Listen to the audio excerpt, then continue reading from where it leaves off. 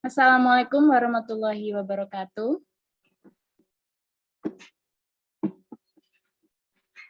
Baik, selamat pagi, salam sejahtera untuk kita semua. Yang terhormat Ketua Pusat Studi ASEAN, Bapak Dr. Doni Ardikusuma. Yang terhormat Kabid Industri Pariwisata, Bapak Ansori, SEMM, dan Founder Baluran Ecolodge, Bapak Nurdin Razak, selaku narasumber pada hari ini. Yang terhormat Dr. Anda Hajah Tuti Margianti, STMSI, Kepala Dinas Pariwisata Kabupaten Situbondo, serta para peserta webinar yang berbahagia. Hadirin sekalian, selamat datang di acara webinar Ecotourism sebagai alternatif berwisata di masa pandemi yang diselenggarakan oleh Pusat Studi ASEAN Universitas Negeri Surabaya. Bekerja sama dengan Indonesia Ecotourism Institute, Minggu 14 November 2021. Live dari Indonesia Ecotourism Institute, Baluran Ecolodge. Sebelum itu, izinkanlah saya memperkenalkan diri terlebih dahulu. Saya Aprilia Nur Fitriana, selaku MC dalam acara pagi hari ini. Bersamaan dengan ini, saya akan membacakan susunan acara sebagai berikut. Yang pertama, pembukaan atau doa. Yang kedua, mendengarkan lagu Indonesia Raya, dilanjutkan dengan Mars UNESA. Yang ketiga, sesi foto bersama. Yang keempat, sambutan dari Ketua Pusat Studi ASEAN Universitas Negeri Surabaya, Bapak Dr. Doni Ardikusuma. Yang kelima, sesi talk show yang akan dipandu oleh Bapak Awang Firmansyah, SOR MKes, selaku moderator pada acara hari ini. Dan yang terakhir, penutup. Memasuki acara pertama yaitu doa. Kepada hadirin sekalian, dimohon untuk menundukkan kepala dan memanjatkan doa sesuai kepercayaan dan keyakinan masing-masing. Berdoa dipersilahkan.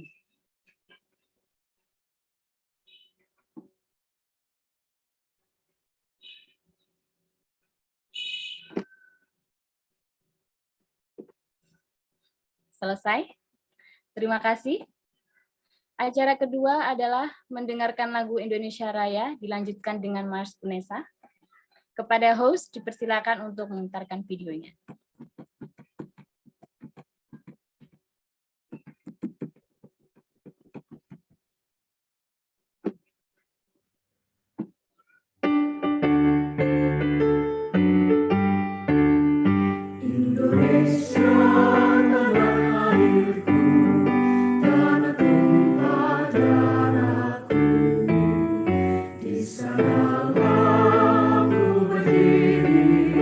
Dari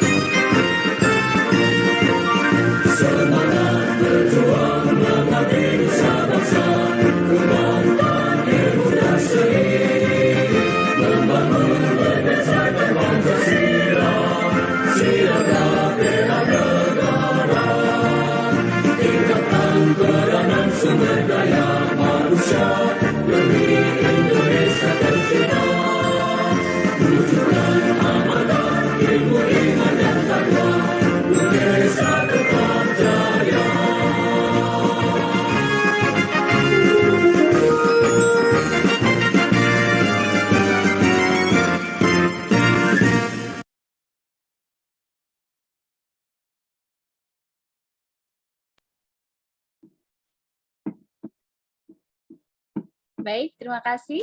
Hadirin sekalian, acara selanjutnya adalah sesi foto bersama. Sebelum kita mengawali acara webinar hari ini, marilah kita melakukan photo session terlebih dahulu untuk dokumentasi. Mohon bagi Bapak, Ibu, dan para peserta untuk menyalakan kameranya. Ada 6 slide ya. Hitungan ketiga. Oke, slide pertama, 1, 2, 3. Slide kedua, 1, 2, 3.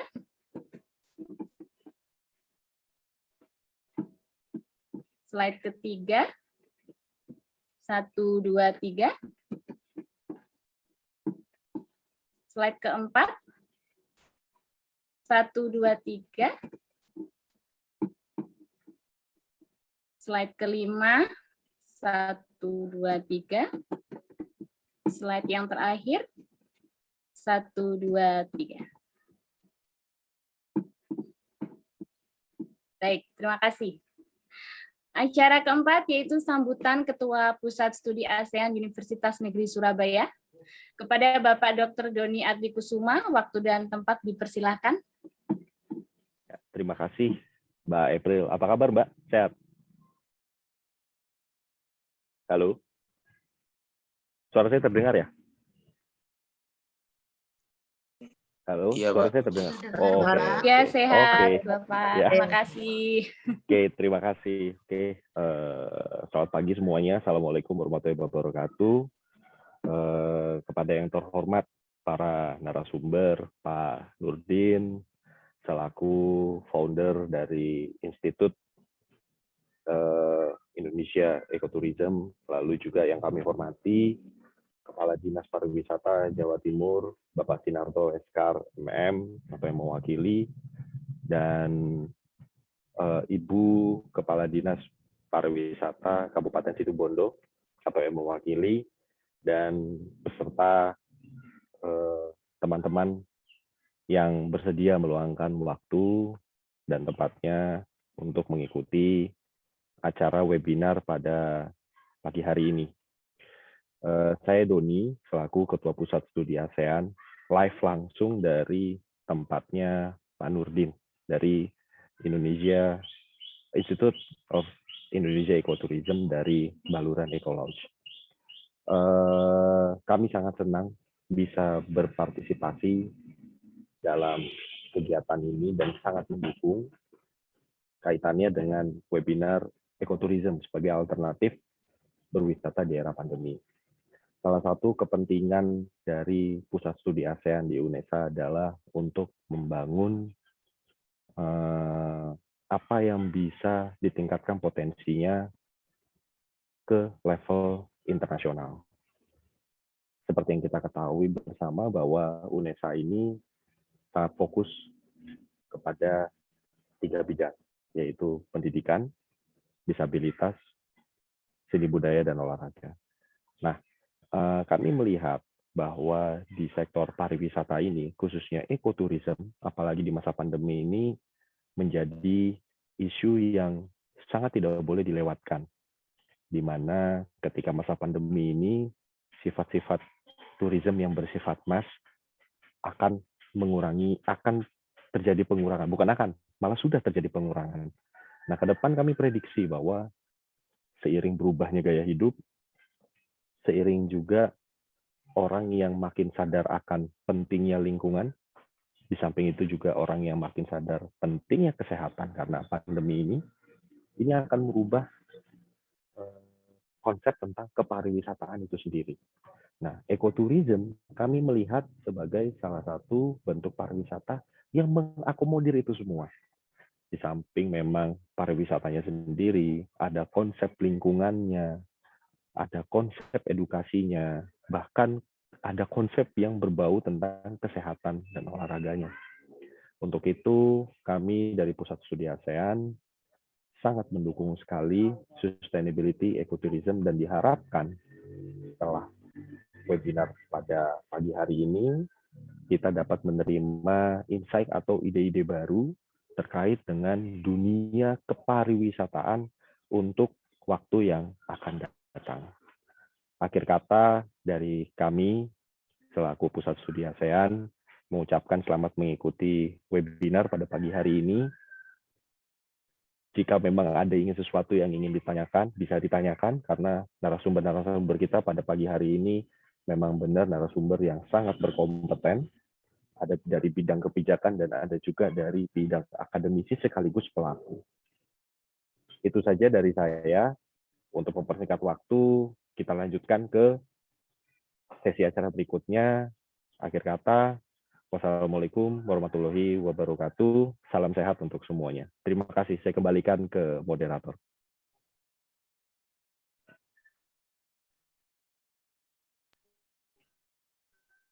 Waalaikumsalam warahmatullahi wabarakatuh. Terima kasih, Bapak Doni. Ya, baik. Acara berikutnya yaitu sesi talk show ya. Kita langsung masuk di sesi inti, yaitu sesi talk show yang akan dipandu oleh Bapak Awang Firmansyah, S.Or MKes, selaku moderator dalam acara hari ini. Kepada Bapak Awang dipersilakan. Baik, Assalamualaikum warahmatullahi wabarakatuh. Selamat pagi dan salam olahraga. Alhamdulillah di pagi hari ini kita masih dapat berkumpul dan bersilaturahmi secara online dalam keadaan sehat walafiat. Di pagi hari ini kita akan mencoba berdiskusi dengan dua pakar terkait yang pertama dengan kebijakan di pariwisata terkait dengan pandemi, yang kedua pelaku sekaligus akademisi yang bergerak di bidang ekowisata. Yang pertama kita akan undang Kepala Bidang Industri Pariwisata Bapak Ansori SEMM dari Dinas Kebudayaan dan Pariwisata Jawa Timur. Yang terhormat Pak Ansori. Apa kabar Pak Ansori? Alhamdulillah, terima kasih. Assalamualaikum. Waalaikumsalam. Sehat, sehat ya Pak. Alhamdulillah sehat. Alhamdulillah. Ji, saged kita mulai Ji Pak. Oh nggih, langsung nggih Mas Alang. Ya, share screen dari kami Ji. Nggih, monggo. Oke. Langsung nggih. Siap. Bisa didengar nggih? Oke. Assalamualaikum warahmatullahi wabarakatuh. Salam sejahtera bagi kita semua. Salam sehat selalu. Para peserta talkshow ekoturism, pada siang hari ini kami mewakili Bapak Kadis, kebetulan untuk hari ini akan menyampaikan beberapa hal tentang kebijakan dari sektor pariwisata.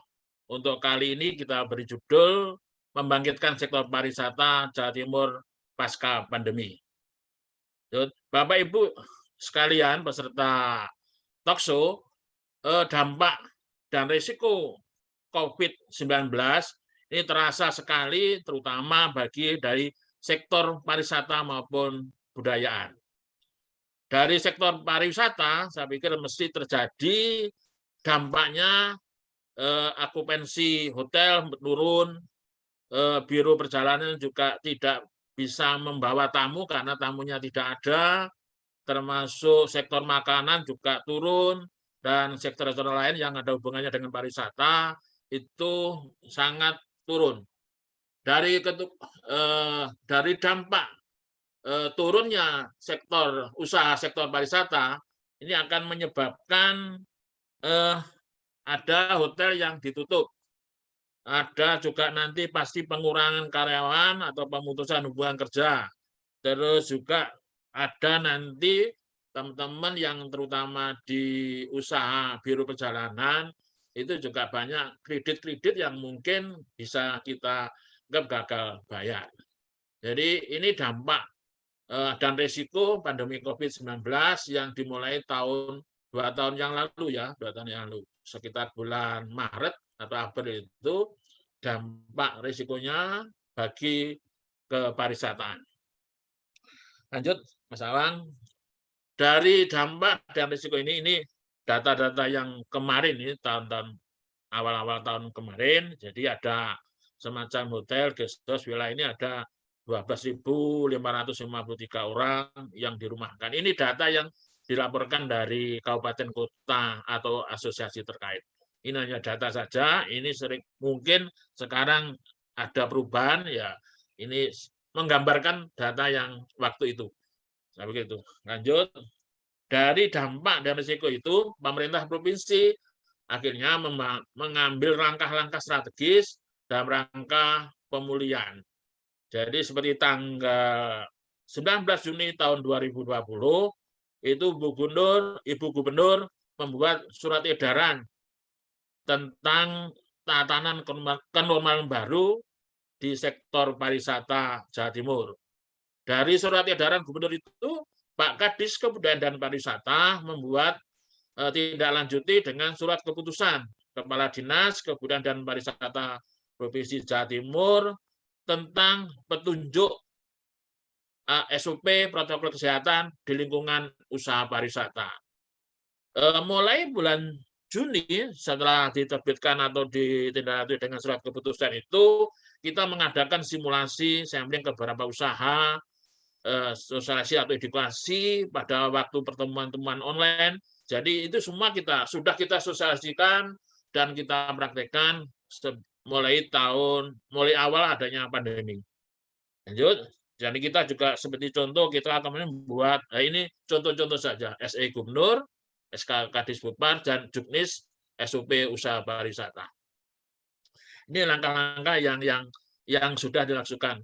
Bapak Ibu, dari langkah itu memang kita harus memasuki era atau adaptasi kebiasaan baru, atau istilahnya new normal. Yang dimaksud kebiasaan baru itu adalah upaya menyesuaikan kebiasaan baru yang harus kita lakukan agar masyarakat dapat melakukan kegiatan sehari-hari namun terhindar dari penularan COVID. Jadi memang kata kuncinya usaha ataupun bentuk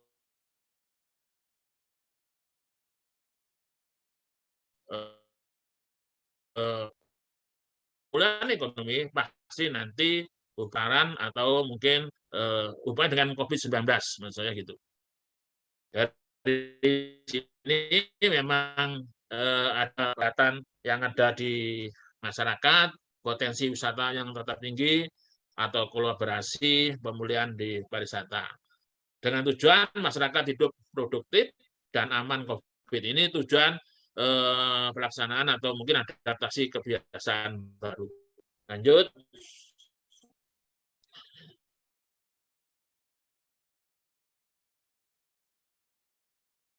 Dari usaha, kita harus nanti ada standarisasi protokol COVID masker ini.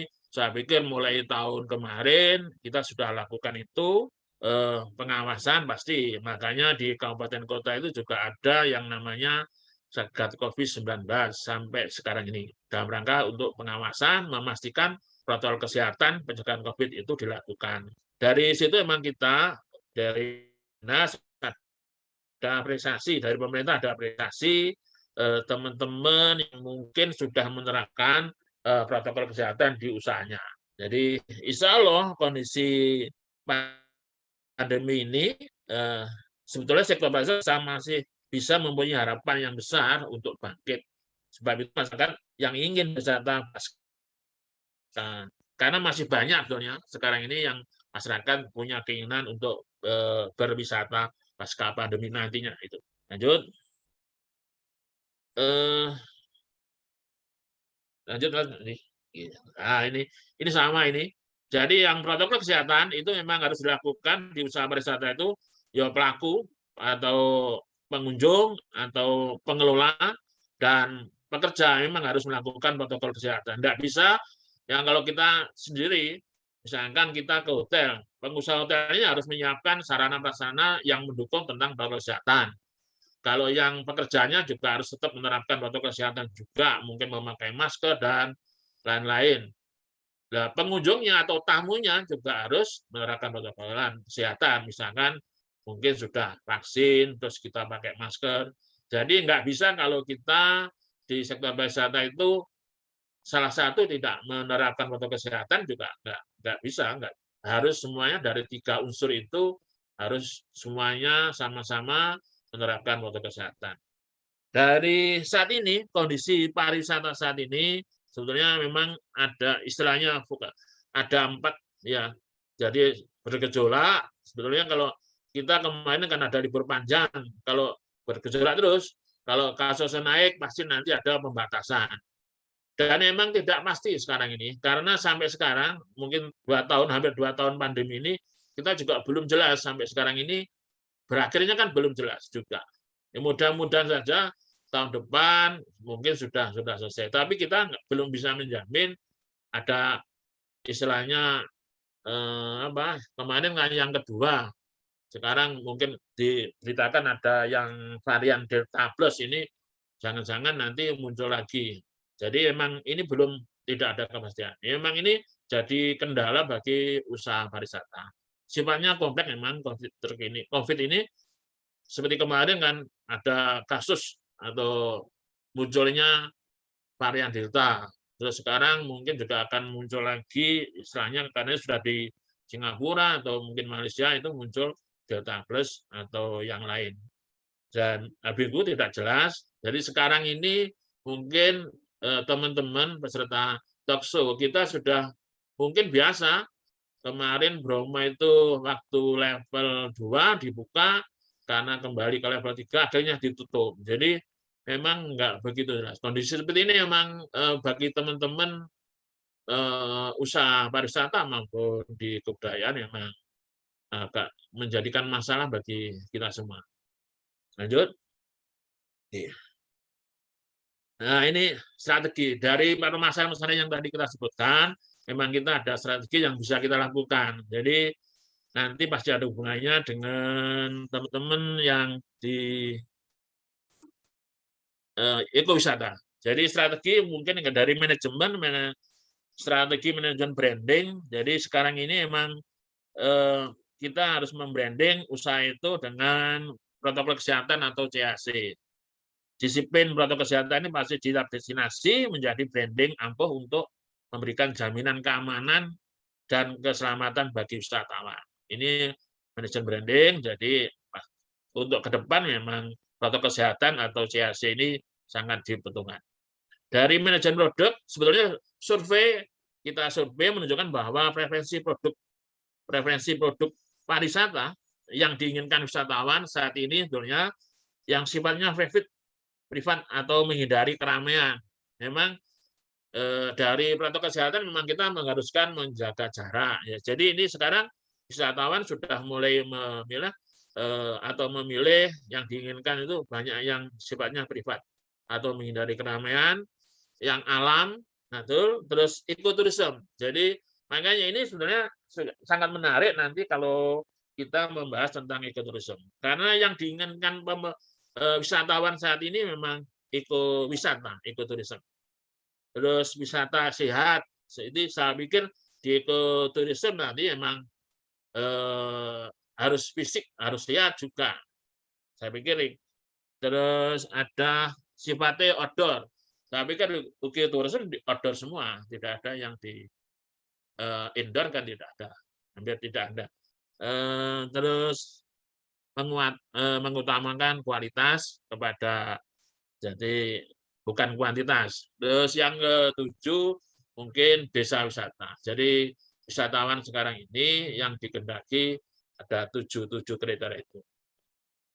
Juga ada manajemen insentif. Saya pikir ini banyak dari pemerintah. Mungkin kita harus memberi diskon, terus promo, fasilitasi antigen misalkan di tempat usaha, atau mungkin insentif bentuk lain sehingga berwisata itu menggugah wisatawan untuk berwisata lagi.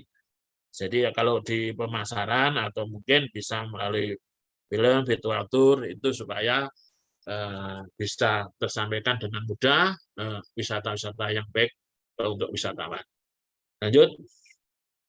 Ini contoh tadi yang CSC istilahnya clean, health, safe, and environment. Jadi wisatawan itu harus ada menjaga kebersihan, kesehatan, keselamatan, dan kelestarian lingkungan. Ini saya pikir ini termasuk bagian dari penting yang mungkin ekoturisme atau ekowisata pasti memperhatikan ini. Ada 4 ini, saya yakin. Lanjut. Ini Ini contoh-contoh saja. Jadi ini kemarin di Jawa Timur itu sudah, oh ya tadi yang saya maksud ada penghargaan atau mungkin ini dari pemerintah Kemenparekraf, kemarin itu ada memberi sertifikat CAC. Ini yang melakukan lembaga LSU istilahnya, lembaga sertifikasi usaha. Jadi ada berapa usaha yang di Jawa Timur itu ada 872 usaha pariwisata yang mendapatkan sertifikat CAC. Jadi ada hotel ada 271, ada daya tarik wisata, ada MES, ada angkutan wisata, ada iklab, ada pondok wisata atau homestay 47, restoran dan rumah makan 432. Ini data yang didapat dari LSU yang melakukan sertifikasi usaha tersebut. Lanjut, ini ini rinciannya. Kita lanjut aja, ini rinciannya. Nah ini data yang mungkin awal bulan yang lalu ini atau pertengahan bulan yang lalu sudah ada 829 usaha pariwisata di Jawa Timur itu mendapatkan QR Code Peduli Lindungi. Jadi yang menggunakan sudah dari itu ada di hotel 191, restoran rumah makan 514, tempat wisata, ada bioskop, ada spot tourism, itu ada 124. Ini data yang sekarang insya Allah sudah lebih dari ini, mungkin lebih dari, karena kemarin yang level 2 itu sudah mengajukan semua tempat-tempat usaha yang ada di kabupaten kota masing-masing. Insya Allah ini data ini sudah pasti berkembang lebih banyak lagi yang menggunakan aplikasi Peduli Lindungi. Ini termasuk untuk wisata waktu atau era pandemi ini memang kita kebiasaan-kebiasaan baru ya seperti ini. Jadi harus nanti melalui kalau masuk untuk pembatasan atau apa itu melalui aplikasi Peduli Lindungi. Lanjut. Yang ini data. Sekarang tren pariwisata saat ini.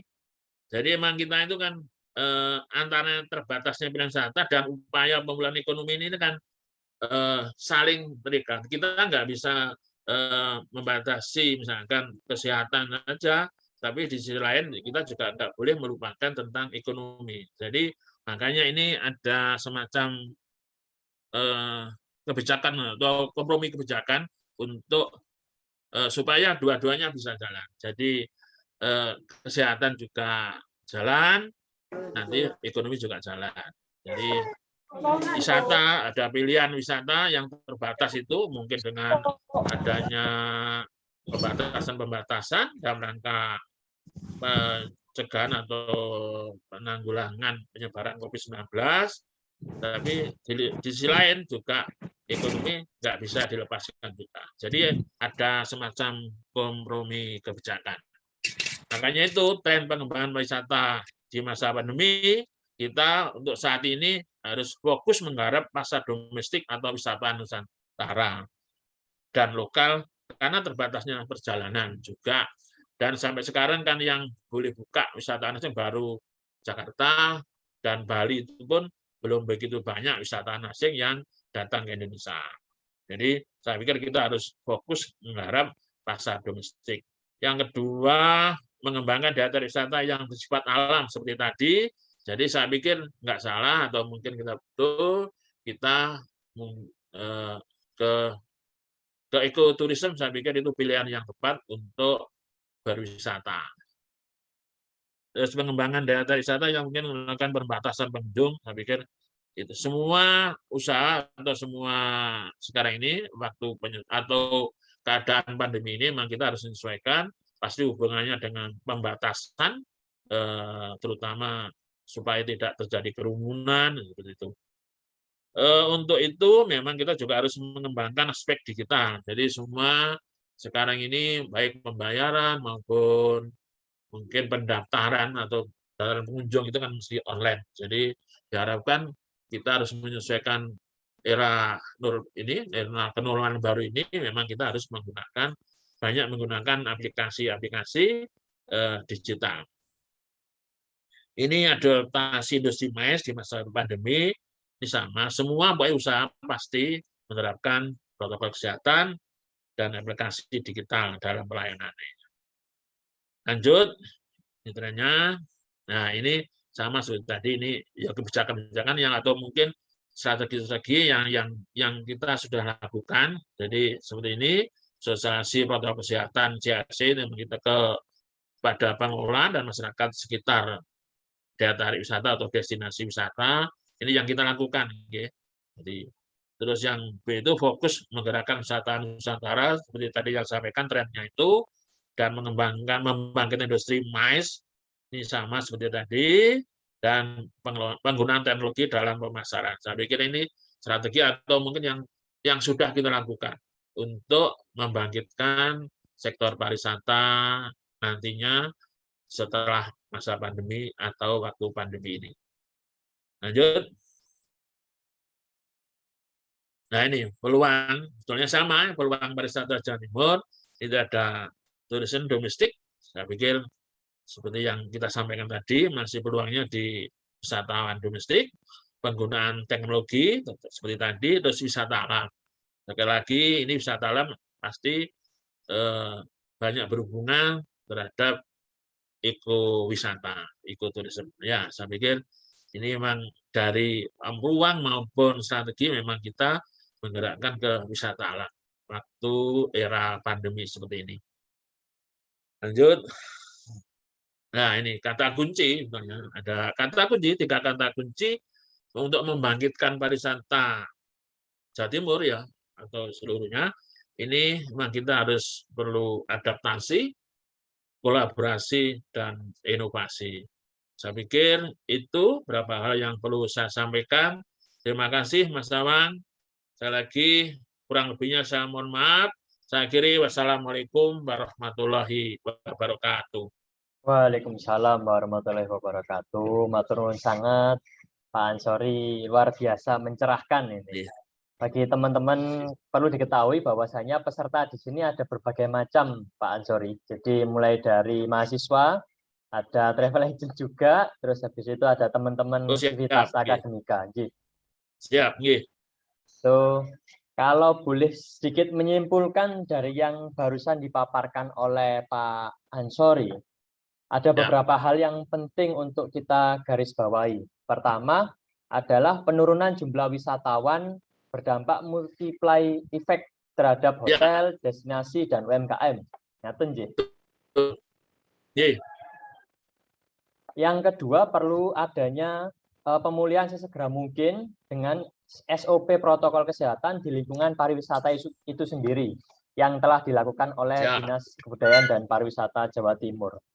Berikutnya, semua pelaku pariwisata dan wisatawan diwajibkan untuk melakukan protokol kesehatan agar dapat memberikan jaminan keamanan. Ya. Nah, salah satunya seperti manajemen branding, manajemen produk, dan manajemen pegawai atau sumber daya manusia itu sendiri. Ya. Nah, yang menarik di sini sebetulnya adalah salah satu alternatif berwisata saat pandemi adalah ekowisata atau ekoturisme yang tadi sering disebutkan oleh Pak Ansori dan sifatnya outdoor, risiko penularan COVID juga akan kecil. Nah, terbuka, dan tidak lepas dari kebersihan. Dan insya Allah kan ekoturisme kan banyak ke spot ya, banyak ke spotnya. Ada, maksudnya kan mesti jarang, banyak kan jalan, telusuri dan lain-lain itu kan menambah sehat ya, jadi gitu loh. Saya pikir itu memang pilihan yang tepat kalau kita pandemi ini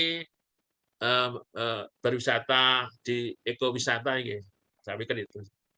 Benar. Jadi yang terakhir kalau kita bisa menyimpulkan adalah mendorong kesiapan destinasi.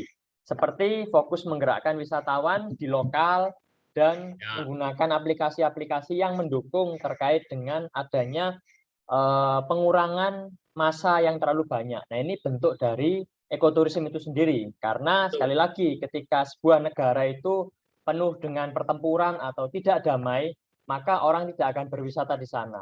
hal itu sama dengan kabupaten kota atau provinsi yang terlihat tidak damai, maka jarang akan ada orang yang datang ke sana. Ketika datang ke sana pun pesertanya atau wisatawannya dibatasi. Nah, ekoturisme ini menjadi salah satu alternatif berwisata di era pandemi. Ya. Oke, kita masuk ke sesi tanya jawab ya Pak Ansori. Oh, siap. Nggih. Oke, bagi teman-teman yang ingin bertanya,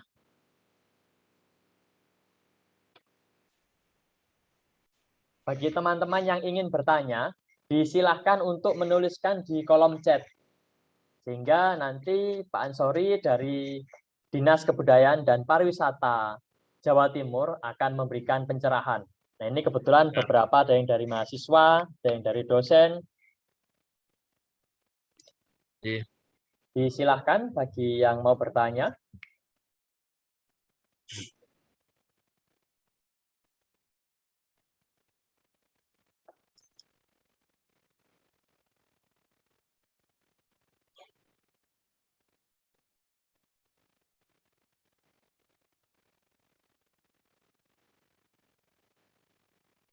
Atau mungkin nanti dilanjut dulu.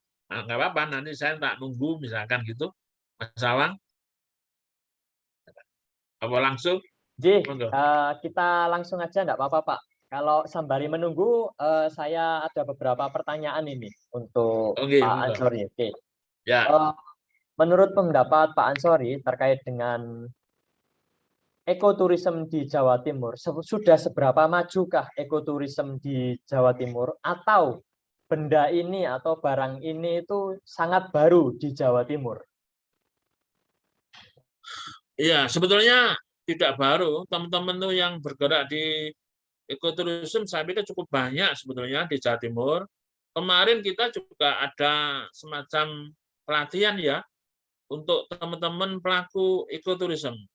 Jadi kemarin, mungkin bulan kemarin kita mengadakan pelatihan tentang ekowisata. Kita tempatkan di Malang, ada sekitar 40 atau ya hampir 40-an lah. 40-an itu semua pelaku. Memang kondisi sekarang ini memang perlu inovasi betul supaya wisatawan itu mau berkunjung ke Jawa Timur terutama atau ke kabupaten kota masing-masing, teman-teman pelaku ekowisata ya pemandu, kemarin kita melatih pemandu ekowisata. Jadi dari informasi itu sebenarnya peluang banyak di kita itu, terutama yang untuk wisata ikut, saya pikir ikut wisata, saya pikir banyak tempat-tempat yang bisa dijadikan untuk supaya bisa dikunjungi oleh wisatawan. Kemarin juga ada teman-teman kan juga ada kelompok, sebetulnya ada kelompok pemandu ekowisata itu juga ada. Jadi kita kemarin kita adakan pelatihan untuk pemandu ya.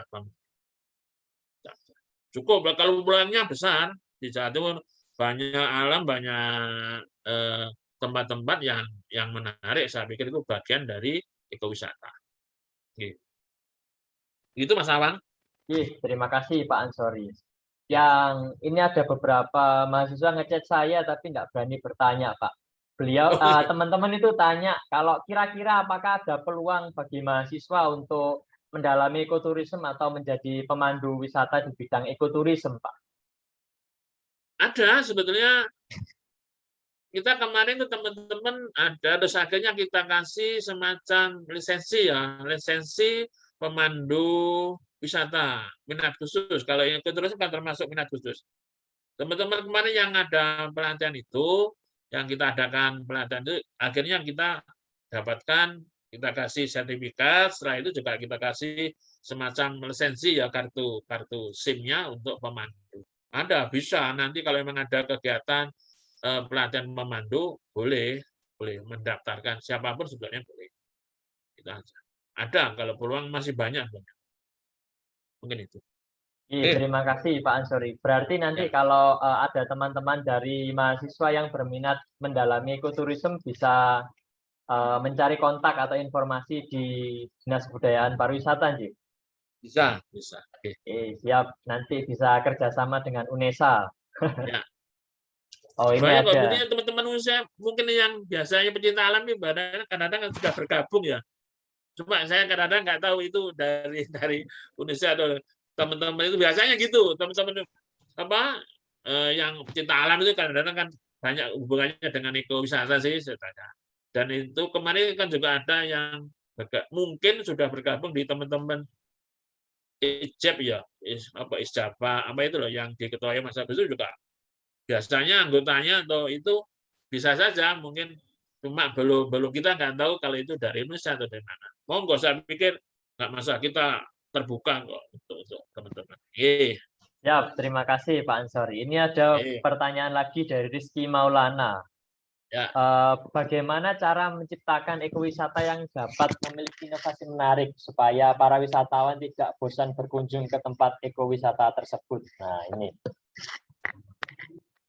Ya, ini memang sebetulnya kan ada bukunya ya, ada kan juga ekoturism itu kan ada bukunya. Memang biasanya memang kalau kita kan dari pemerintah ya, sifatnya memang fasilitasi. Jadi kalau teman-teman seperti pemandu atau mungkin bagi pengusaha untuk menciptakan daya tarik itu, saya pikir kalau biasanya kalau ini kan kebanyakan hubungannya dengan alam, dan itu yang lebih tahu memang pemandu itu biasanya. Karena dia yang membawa wisatawan, biasanya memang ada masukan-masukan. Oh ini wisatawan seperti ini tuh tidak tertarik ya. Oh ini yang tertarik model yang ini loh. Mungkin jalannya nggak perlu diaspal, jangan.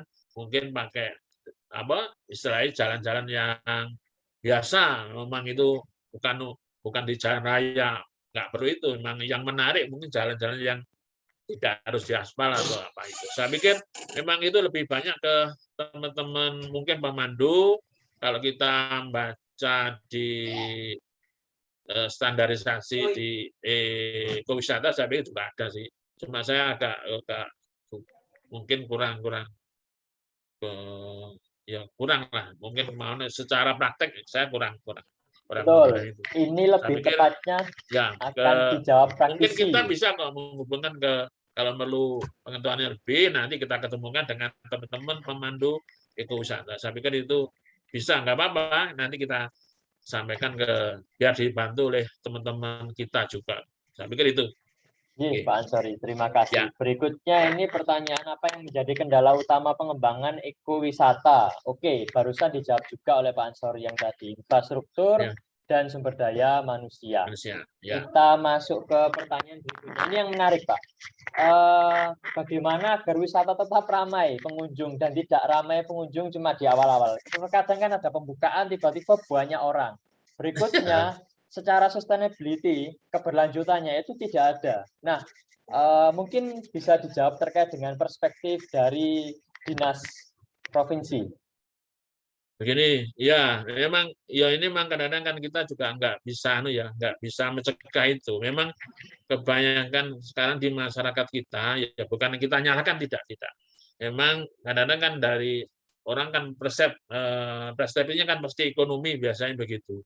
Jadi kalau ada kegiatan yang memang pembukaan awal itu rame gitu ya, banyak pengunjung rame. Tapi kadang-kadang kan itu kalau tidak dibarengi dengan semacam perencanaan yang matang, saya pikir ya rame di awal, tapi di belakangnya tidak. Nah, akhirnya ya nggak laku lagi gitu loh. Itu memang perlu penataan yang benar-benar terencana dengan baik, semacam kalau sekarang rame pasti nanti kalau sekarang kan masih ada Satgas COVID-19 yang ada di kabupaten kota. Kalau rame pasti nanti kena semacam peringatan atau denda. Itu kalau sekarang kan gitu. Saya pikir itu. Supaya kita bertahan tetap seperti tadi, kalau untuk yang saya kata kunci tadi, kita harus memang inovasi. Kalau sekarang ini memang kita harus menciptakan inovasi baru supaya di awal itu rame, ya seterusnya rame. Kalau kita nggak ada inovasi, pasti orang sekali saja datang. Gitu. Itu pertama yang perlu diambil. Dan saya pikir untuk saat ini, pelayanan itu juga penting, Mbak. Ya, pelayanan itu penting banget. Karena Ya seperti biasa kalau kita misalkan datang ke suatu tempat, kalau pelayanannya tidak baik kan juga sama aja. Mungkin sekali saja, kadang-kadang kan itu ya kita ngomong sendiri, terus sekali saja saya datang ke sini nanti sudah ada lagi ya. Itu makanya penting untuk supaya tidak terjadi seperti yang tadi ditanyakan.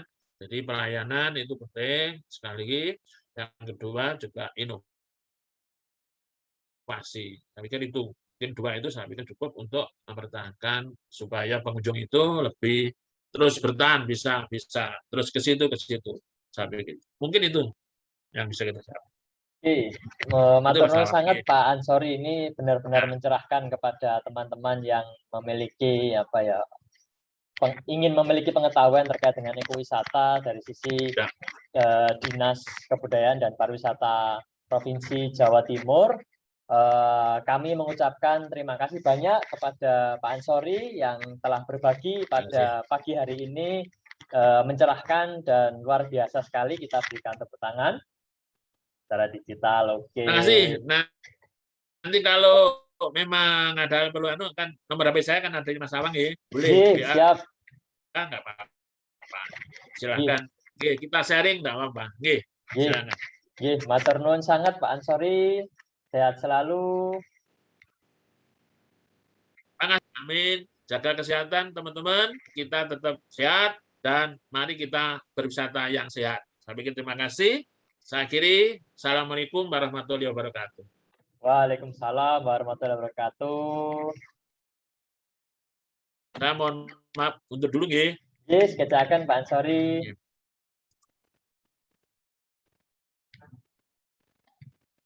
Oke, berikutnya saya kembalikan lagi ke MC.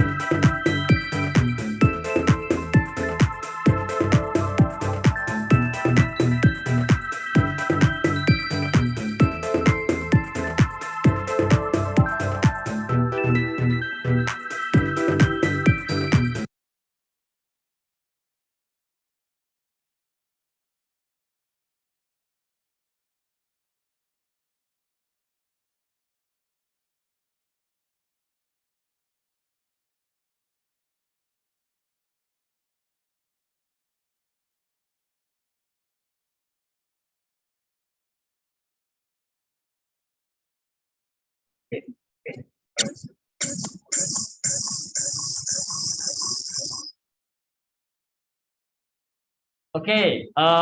terima kasih. Barusan kita lihat video klip yang barusan kita buat dari tempat kita melakukan talkshow di pagi hari ini. Di pagi hari ini saya tidak sendirian karena saya ditemani salah satu dari founder Indonesia Ecotourism Institute dan Baluran Ekologi. Beliau Pak Nurdin. Ya, selamat pagi. Selamat pagi Pak Nurdin. Apa kabar? Alhamdulillah. Alhamdulillah sehat, Pak? Sehat. Masih sehat? Oke. Setelah kita tadi berdiskusi dengan Kepala Dinas Kebudayaan dan Pariwisata Provinsi Jawa Timur terkait dengan regulasi atau beliau sebagai regulator di pemerintahan, kita sekarang akan berdiskusi dan apabila kalian ada pertanyaan, silahkan langsung tuliskan di kolom chat berikut ini. Kita akan berdiskusi terkait dengan ekoturisme sebagai alternatif berwisata di era pandemi, dilihat dari perspektif akademisi maupun dari praktisi. Pak Nurdin akan bercerita sedikit terkait dengan pengalamannya selama ini berjejaring, melakukan petualangan, dimulai tahun berapa Pak? Tahun 2003. 2003 hingga 2021. Sudah berapa tahun itu Pak? Hampir berapa tahun ya? 2002, hampir 20 tahun ya? Hampir 20 tahun, luar biasa sekali. Nah, kita akan coba dengarkan pengalaman beliau 20 tahun untuk menjajaki ekoturism dan apa yang bisa kita ambil dari sana. Oke, silakan waktu dan tempat silakan. Ya, terima kasih. Terima kasih Mas Awang, teman-teman UNESA. Bismillahirrahmanirrahim. Assalamualaikum warahmatullahi wabarakatuh. Saya mungkin mulai mengenalkan diri di awal supaya bisa paham tentang apa sih ekoturism dari kacamata orang awam ya, supaya bisa sama-sama dipahami. Saya share screen ya, mohon izin share screen.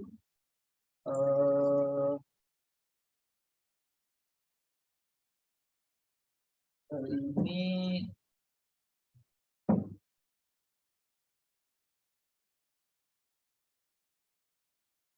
oke.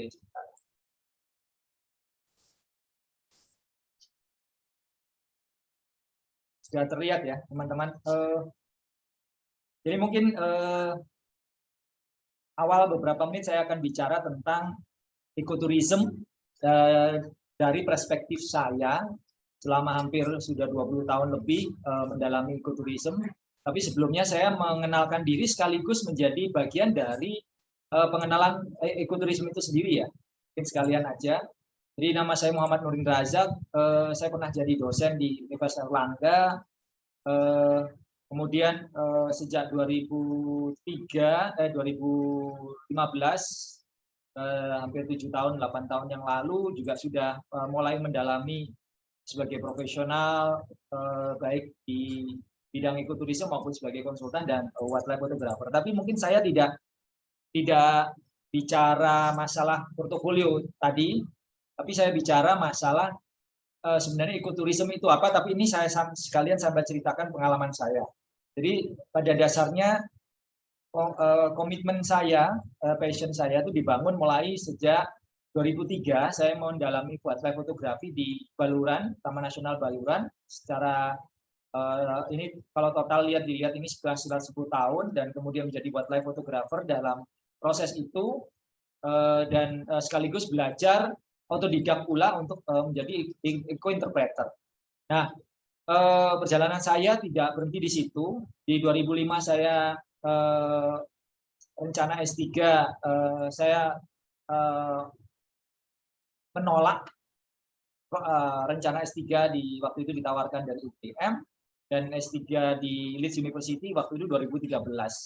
Nah, di 2013 inilah momen proses terjadinya pemahaman ekoturism jauh lebih dalam yang nanti saya akan sampaikan secara teoritis sedikit, bahwa pada saat 2013 ini saya membeli rumah di Desa Wonorejo karena sering ke sana dan memberikan semacam pendampingan gratis ke masyarakat dan Taman Nasional. Saya membeli rumah yang memang tujuannya untuk menjadi tempat pelatihan ekowisata di Jawa Timur, khususnya di desa-desa pesisir. Nah, sebenarnya tempat ini menjadi semacam galeri foto untuk learning, untuk belajar tentang biodiversitas, tentang Taman Nasional di Indonesia, khususnya Taman Nasional Baluran.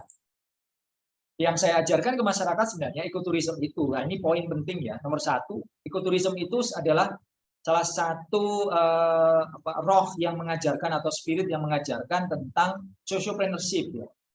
Bagaimana menyeimbangkan hal-hal yang bersifat sosial dan juga hal-hal yang bersifat profit. Jadi tidak murni tentang profit. Dari sisi itu, kemudian 2014, selama saya membuka Baluran Ecolodge yang rencana saya menjadi bagian dari research station, termasuk akomodasi untuk menggiring wisatawan supaya datang banyak ke Desa Wonorejo, itu ternyata tidak semudah yang saya pikirkan. 2014 saya baru 2014 setelah 2013 itu membeli rumah, setahun vakum, tidak ada tamu. Yang kedua 2015 tahun kedua, masuk tahun kedua, itu seorang penulis dari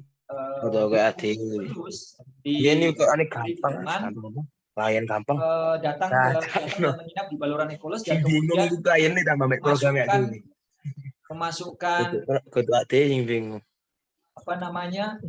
memasukkan salah satu nama di Wonorejo dengan Baluran Ecolodge di dalamnya. Kemudian dalam kurun waktu hampir 2 tahun sejak saya masuk di Desa Wonorejo, setelah proses perjalanan ke Baluran selama 10 tahun lebih, maka desa ini banjir wisatawan dalam kurun waktu yang cukup singkat, hampir 4 bulan sejak dimasukkannya nama Desa Wonorejo di buku Stephen Loos.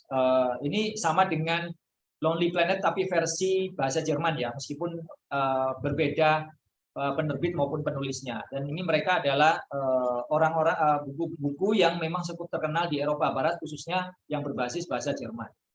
Nah, kemudian ini portofolio saya juga yang terkait dengan kurikulum kehidupan.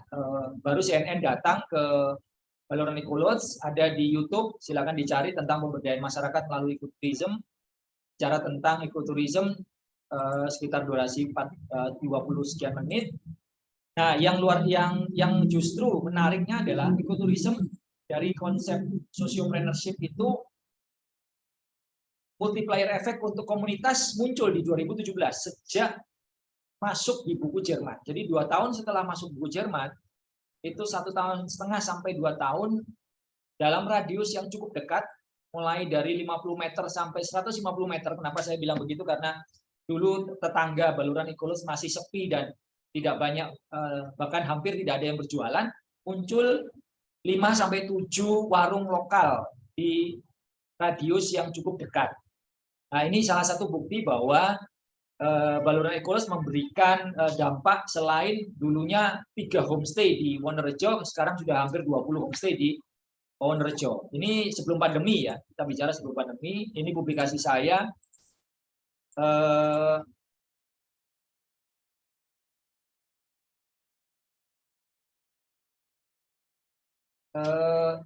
Ini publikasi saya tadi yang terkait dengan Desa Wonorejo. Nah, yang luar biasa adalah Desa Wonorejo ini sebenarnya bagian dari desa yang berada di samping Taman Nasional Baluran yang kemudian harusnya memiliki potensi-potensi yang bisa mendampingi Taman Nasional Baluran sebagai salah satu destinasi baru. Nah, itu sebabnya dalam proses ke depan konsep-konsep sociopreneurship di Desa Wonorejo dengan konsep-konsep ekoturism itu menjadi peluang keterlibatan multi pihak ya, khususnya universitas, tidak hanya tour operator. Kalau tour operator jelas ada kepentingannya, dinas pariwisata jelas ada kepentingan, tapi universitas memiliki kewajiban sebagai salah satu tridharma perguruan tinggi yang harusnya menjadi laboratorium bagi mahasiswa atau sivitas akademika lain untuk memberikan dampak-dampak signifikan terhadap peningkatan kapasitas masyarakat. Karena kalau kita bicara mengenai pemberdayaan masyarakat, sebenarnya masyarakat sebenarnya sudah berdaya, cuman mereka know-how-nya tidak tahu, dan mereka perlu guidance, dan itu harusnya berada di banyak sektor yang bisa diberikan, satu-satunya adalah universitas. Nah, teman-teman perlu tahu bahwa ekoturism itu tidak semata-mata bicara tentang pariwisata ya. Saya sudah mengkolek beberapa tulisan dan riset sendiri secara bertahun-tahun bahwa ekoturism memiliki atau menjadi kolaborasi 18 program studi atau lebih yang memiliki kepentingan di ekoturism, mulai dari ekonomi sampai ke kedokteran, sampai ke psikologi, sampai ke kedokteran hewan, dan sampai di teknokrat IT pun ekoturism memerlukan alumni-alumni karena cara berpikirnya adalah sociopreneurship. Di sini saya sampaikan peta Indonesia. Saya akan cerita saja, mungkin tidak menampilkan gambar. Jadi contoh ini ada gambar gajah, ikon gajah di Pulau Seram ini. Di situ saya sempat 2 tahun lebih menjadi konsultan untuk mendampingi 2 desa yang mayoritas pemburu burung. Dan ini contoh konkret ya, contoh konkret, tidak perlu lagi contoh dari Eropa atau dari Amerika Latin yang kebanyakan diambil oleh para pakar ya. Kita nggak usah laut jauh-jauh. Desa itu dulu pemburu burung paruh bengkok, kemudian diselundupkan ke Thailand, diselundupkan kemana-mana melalui sebuah jaringan. Tapi begitu pihak Taman Nasional Manusela mengundang saya dan mulai mendesain desa ini menjadi sebuah desa role model dari pemburu, saya perlahan masuk. Alhamdulillah sebelum COVID itu sampai kedatangan 3 kapal pesiar yang mengangkut yang mendatangkan 450 tamu ke desa itu. Jadi dulunya pemburu, sekarang jadi pemandu dengan spesialisasi burung paruh bengkok. Karena pemburu-pemburu itu sebenarnya paham tentang ilmu burung, dan ilmu burung ini didesain sedemikian rupa menjadi kalau paket turnya ekoturism salah satunya adalah birding tour. Dan teman-teman harus tahu paket-paket ekoturism khususnya birding tour memiliki nilai value maupun nilai finansial yang cukup tinggi dan berdampak ke ekonomi ke masyarakat lokal tanpa mereka harus mencuri burung. Saya sempat mengajarkan kalau di Seram itu masyarakat Seram kebanyakan di daerah samping Taman Nasional atau di desa yang memiliki hutan desa itu biasanya berburu kuskus untuk dimakan atau dijual. Paling tinggi 50 sampai 100 ribu per ekor. Tapi di sana saya desain menjadi paket tour wildlife tour atau night safari. Jadi melihat kuskus malam hari karena kuskus adalah binatang nokturnal. Paket night safari itu saya uji coba di 2 pasang turis Jerman waktu itu, kebetulan ada di situ dan saya contohkan. Itu berhasil terjual 1,5 juta per 2 jam. Nah, bayangkan 1,5 juta 2 jam, kuskusnya aman, hati senang begitu ya. Turisnya juga punya pengalaman baru, berjalan-jalan di pinggir hutan melihat kuskus di malam hari.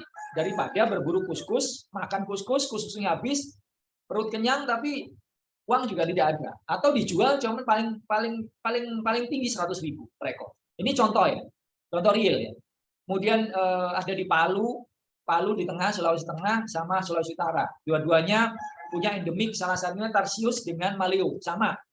Saya disewa oleh NGO di sebuah NGO di Jerman, di kontrak 1 bulan di sana. Ada Pak Raymond, saya mendesain sebuah konsep homestay. Pak Raymond dulunya mantan pemburu tarsius, sampai akhirnya melihat tarsius cuma 5 menit sampai 10 menit, memotret dengan jarak yang cukup dekat, itu paketnya harganya 500 ribu. Nah, tarsius itu kayak kita lihat apa ya, kayak lihat burung gereja gitu atau burung gelatik, banyak sekali di Sulawesi. Dan itu menjadi uang. Nah, bukan masalah menjual tarsiusnya, tapi storytelling-nya, narasi yang disusun itu menjadi bagian dari kekuatan ekoturism. Jadi ekoturism itu bukan bicara masalah konsep bukan bicara masalah destinasi ya teman-teman. Ekoturism itu seeking emotions ya, mencari emosi, bukan destinasi. Ekoturism bukan wisata alam. Kalau wisata alam itu belum tentu ekoturism.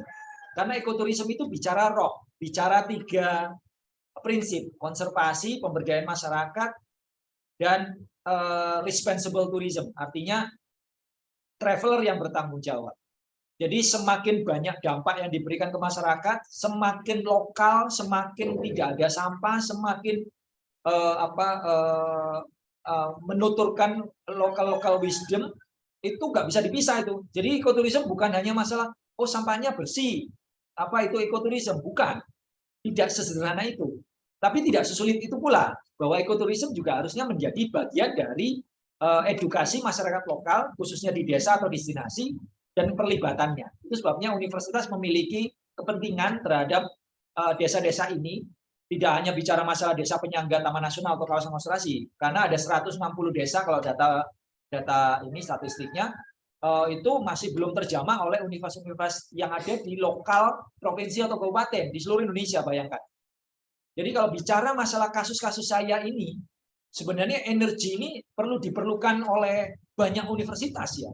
Kalau saya menghitung kasar saja waktu itu, sekian mahasiswa, sekian juta mahasiswa dengan sekian juta dosen, kalau kita bagi satu desa, itu diperlukan 70 mahasiswa, 8 dosen, satu desa. Dari 160 desa, tiap desa punya kemampuan yang sama, diakselerasi, di branding bareng, digarap bareng, mulai dari sisi IT, pemberdayaan masyarakat, Komdevnya, dan segala macam. Ini diperlukan 70 mahasiswa dan 8 dosen tiap desa. Nah ini kalau dimasukkan dalam program universitas, kemudian hasilnya disodorin ke dinas pariwisata, provinsi atau kabupaten untuk menjadi semacam peningkatan kapasitas kepariwisataan, kemudian hasilnya lagi diserahkan kepada universitas, dihasilkan lagi selain penelitian dan pengembangan lemlip, dia diserahkan lagi ke operator wisata menjadi istilahnya destinasi baru, kemudian diserahkan lagi ke masyarakat sebagai bagian dari motivasi dan portofolio, maka pentahelix, 5 pentahelix yang pernah disebutkan oleh beberapa pihak itu menjadi sempurna. Permasalahannya, saya tidak pernah menemukan sebuah universitas atau sivitas akademika yang memiliki kemampuan atau bersinergi dalam hal seperti itu secara sustain.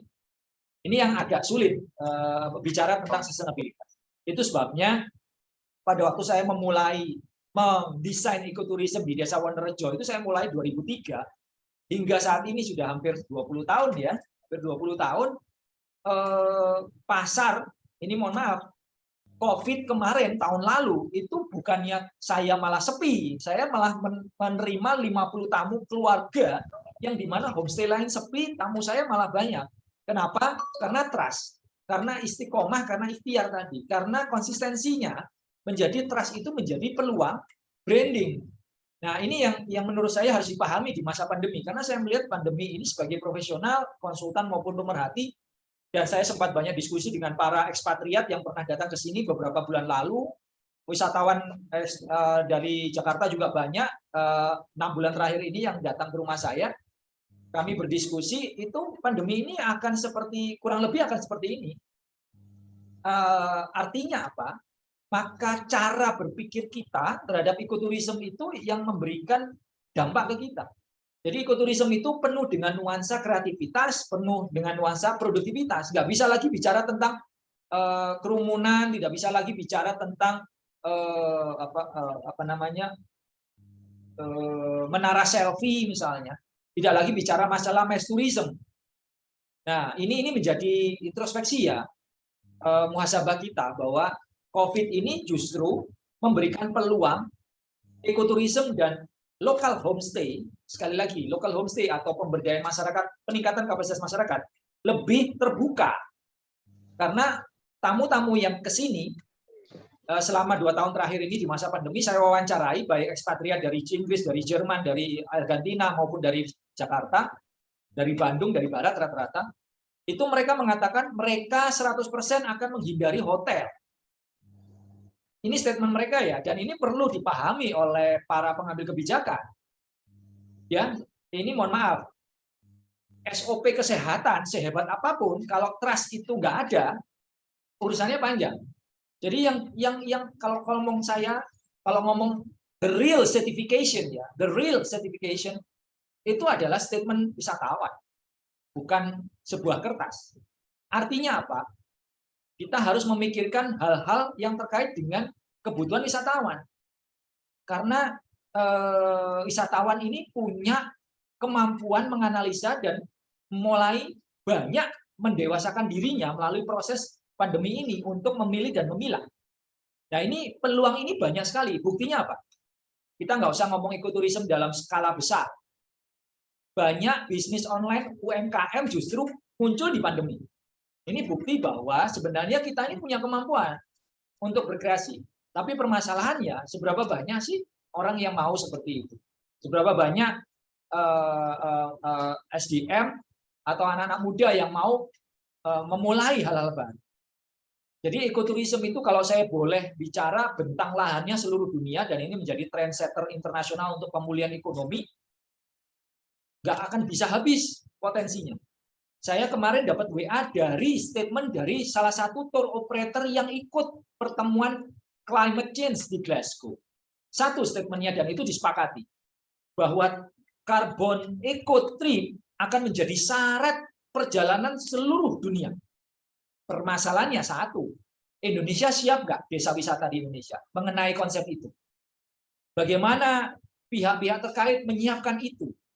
Kalau saya pribadi, dari dulu konsep ekoturism di Baluran Ekolodge dan apa yang saya ajar di seluruh Indonesia, konsepnya udah mengurangi karbon, emisi karbon. Kenapa seperti itu? Karena ekoturism dari awal itu memang mempelajari hal-hal seperti itu. Beda dengan mass tourism. Makanya kalau kena COVID itu nggak kaget. Karena dari dulu, kalau misalnya kita jual paket ekoturism, itu nggak ada namanya cerita satu bis atau dua bis. Dari dulu, birding tour itu mesti berdua, bertiga. Kadang-kadang mereka pakai scarf atau masker karena untuk penyamaran. Jadi dari dulu terdesain, terbiasa, tidak komunal, tidak rame-rame. Begitu kena COVID, mereka nggak terlalu ngefek karena SOP-nya waktu berproses berekowisata, ekoturis itu nggak ada namanya satu bis datang ke tempat selfie kemudian rame-rame, nggak ada. Dan secara finansial PAD-nya tinggi ekoturism karena satu orang ekoturis itu bayarnya sama dengan 20 sampai 30 turis lokal untuk parkir motor misalnya. Ini contoh real ya. Dan ini bukan lagi teori. Saya melakukan ini dan banyak sudah dilakukan oleh banyak orang yang ada di dunia termasuk di Amerika Latin dan Indonesia cukup terlambat kalau melihat persentase ribuan desa dan puluhan taman nasional ini cukup terlambat. Dan sekarang climate change sudah membuat statement untuk pengurangan emisi karbon karena mass tourism itu menyumbang 5% dari polusi dunia di seluruh dunia ya. Nah, ini tolong dipikirkan, kerumunan itu di mana? Di mass tourism. Di ekoturism tidak ada kerumunan, karena memang desainnya tidak seperti itu. Nah, ini sekarang wajib. Saya dapat informasi 2022 akan terjadi ledakan ekoturis di Indonesia, salah satunya sebagai destinasi internasional dari pasar Eropa Barat. Kalau COVID sama sekarang seperti ini atau melandai. Nah, ledakan itu pertanyaannya, siapkah destinasi kita? Tidak hanya ngomong cuci tangan dan masker, bukan masalah itu.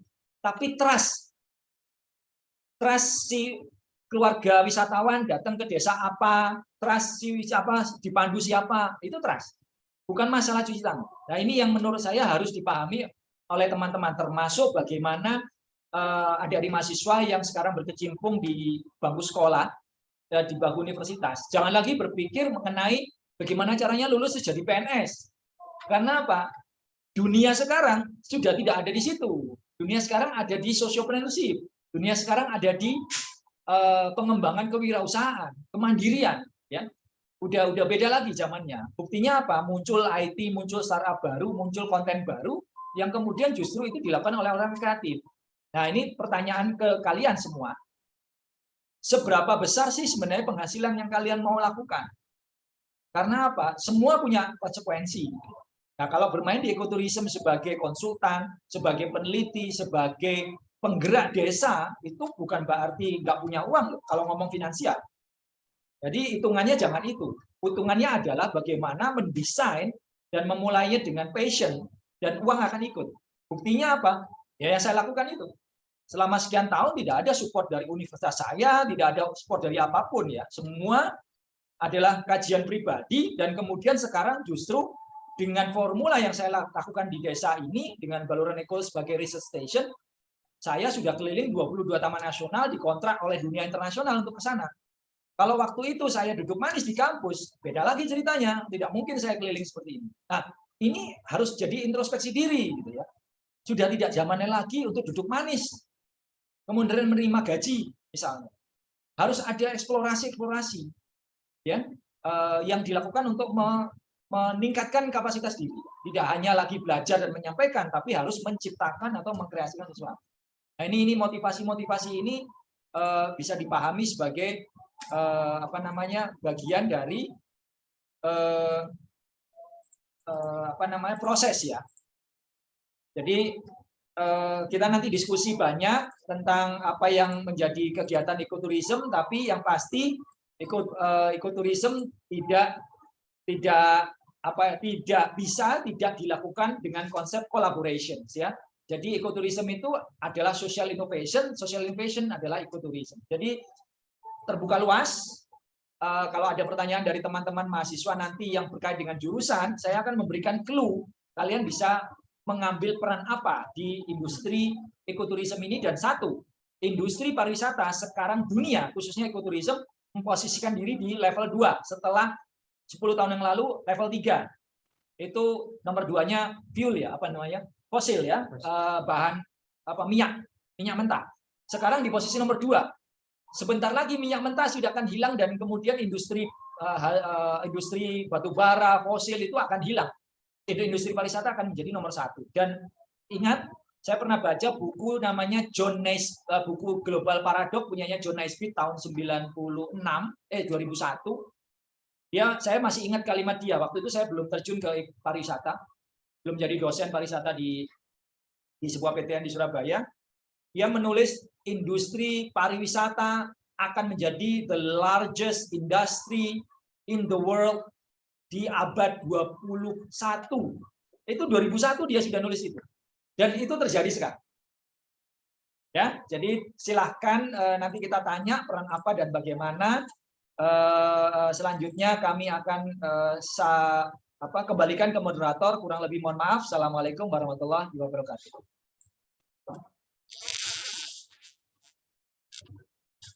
Waalaikumsalam warahmatullahi wabarakatuh. Luar biasa sekali Pak Nurdin ini. Saya mau sedikit menyimpulkan, tapi khawatir kesimpulan saya itu mereduksi apa yang dikatakan oleh Pak Nurdin sendiri. Sehingga saya harapkan teman-teman yang ada di sini bisa memahami yang disampaikan oleh Pak Nurdin. Yang jadi pertanyaan sekarang Pak Nurdin, ketika tadi kita bicara tentang Indonesia, bagaimana keadaan ekoturism di Jawa Timur? Oke,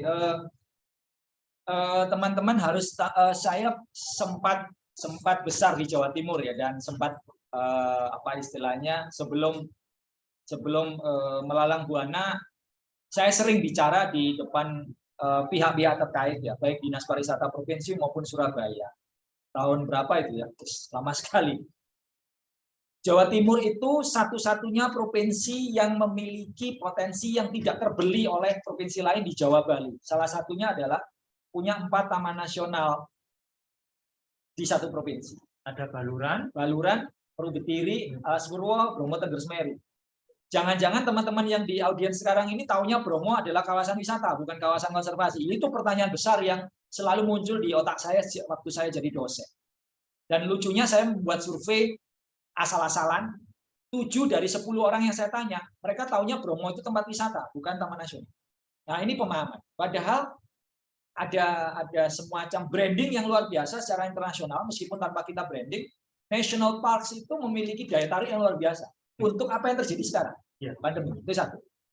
Ini fact finding dulu ya. Nomor 2, Jawa Timur adalah perkawinan antara barat dan tengah, antara Jawa yang ada antara Jawa yang bagian timur, yang di barat kalau mau ke Bali, dan 2 poros besar antara Bromo dan Bali.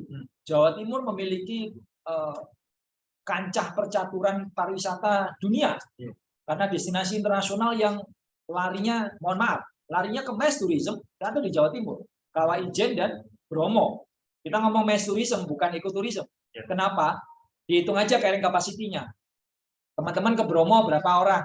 Di Ijen kalau Sabtu Minggu di ujung itu ada 1.000 sampai 2.000 orang, padahal tempatnya kecil. Nah, ini ngomong resiko dan segala macam ya. Kita nggak usah ngomong masalah konsep dulu, tapi intinya itu sudah mass tourism. Ya. Makanya sekarang dengan COVID, makanya diturunkan menjadi berapa persen kan? Artinya apa? Kalau dari dulu ekoturism itu sudah mengkonsepkan carrying capacity. Nah sekarang dipaksa sama COVID, akhirnya ikut apa? Carrying capacity-nya harus berjalan karena COVID gitu ya. Jadi saya ketawa-tawa sendiri. Ini COVID ini ya sisi lain saya terima kasih sama COVID gitu ya. Bahwa COVID memberikan pelajaran bahwa kita banyak merenung, merubah tematik wisata kita yang dulunya suka rame-rame, sekarang menikmati dan memberikan value. Ya. Nah, nomor 3 fact finding. Ngobrol dari teman-teman tour operator dari Jerman, 2022 besok destinasi Jawa Timur masih menjadi destinasi utama. Permasalahannya satu, mereka akan tinggal lama di satu titik, tidak lagi dulu misalnya sekian moving yang cepat di destinasi alam, tapi mereka ngomongnya kalau teman-teman istilah itu ada yang ngomong slow tourism, slow tourism. Jadi biasanya 1 hari, 3 hari gitu ya. Nah, konsistensi atau resilient pelayanan tourism. Kita ngomong tourism nih, nggak usah ngomong ekoturism. Hospitality ya, ngomong industri hospitality. Sejauh mana konsistensi kita melayani orang 3 hari? Ya, sama dengan gini lah logikanya. Sekuat apa sih kalau kita orangnya tidak biasa tersenyum, senyum 1 menit itu sudah bagus. Menyiksa sekali. Begitu dipaksa 3 hari, wah, neraka itu. Nah, sejauh mana tempat-tempat destinasi wisata di Jawa Timur mampu melakukan resiliensi terhadap perlakuan slow tourism tadi, Mas. Jadi omongannya gini, quotes-nya. Kalau restoran rame, restoran sepi pelayanan bagus, itu tidak menjamin bahwa restoran itu bagus. Kenapa? Pelayanannya melayani orang sedikit, Mas. Tapi begitu rame, konsisten nggak dia dengan pelayanannya bagus? Pertanyaannya itu kan sama. Nah ini pertanyaan ini kembali ke para pembina desa di Jawa Timur. 2022 itu akan terjadi slow tourism. Nah saya pribadi mendesain rumah Ekolodge dan Desa Wonorejo ini mulai istilahnya paket 1 menit sampai paket 1 minggu. Jadi mau selama apa ya mampu karena latihannya dari dulu sudah keras, terdesain ekoturism. Yang terbiasa pariwisata massal, susah. Awalnya pariwisata massal senyumnya soalnya cuma 1 menit. Sekarang dipaksa oleh COVID, slow tourism dipaksa bukan 1 menit, 1 jam. Wah, ini agak susah nih. Orang yang tidak terbiasa melakukan itu akan menjadi masalah. Nah, ini yang maksud saya dikembalikan ke industri. Industri artinya pelaku wisata sendiri.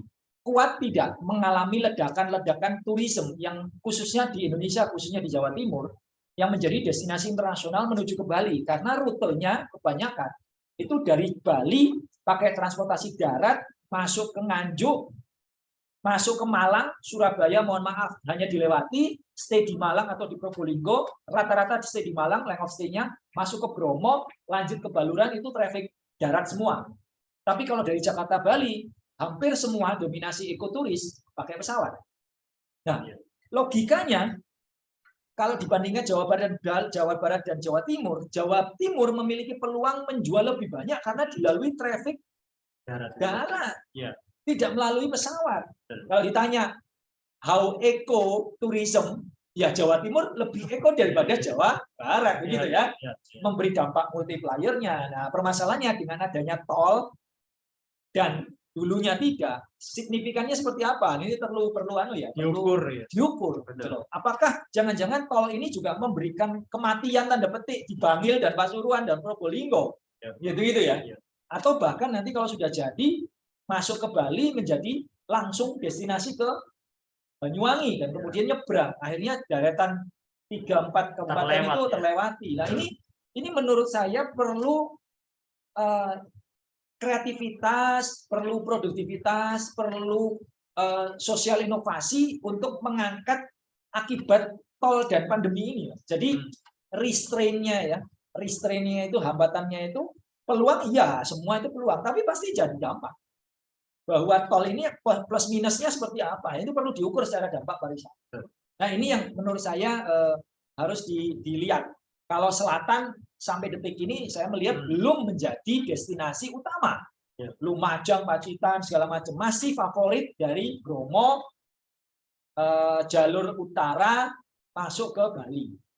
Di Banyuwangi itu hanya di Banyuwangi Utara. Yang rame itu Jawa Timur hanya itu. Lainnya tidak. Buktinya apa? Saya tidak melihat banyak informasi baru. Mungkin ada, tapi tidak sebanyak jalur tadi. Mulai dari Nganjuk ke Malang itu hampir mati kalau saya melihat. Itu informasi dari para travel yang bawa turis dari Jogja ke Malang atau Bromo, itu di situ yang banyak laporan tidak signifikan muncul destinasi baru. Nah ini tentunya menjadi tantangan. Apakah COVID ini dengan jalur tol yang ada di utara malah justru membesarkan di selatan? Bisa jadi ini Pacitan, Terenggale ini malah besar karena apa? Orang menikmati jalur darat daripada tol Surabaya langsung Banyuwangi. Ini anu ya, bola liar ya. Nah, ini menurut saya perlu dicermati ya. Oke, ada Hasan, kita lihat sejenak. Ya.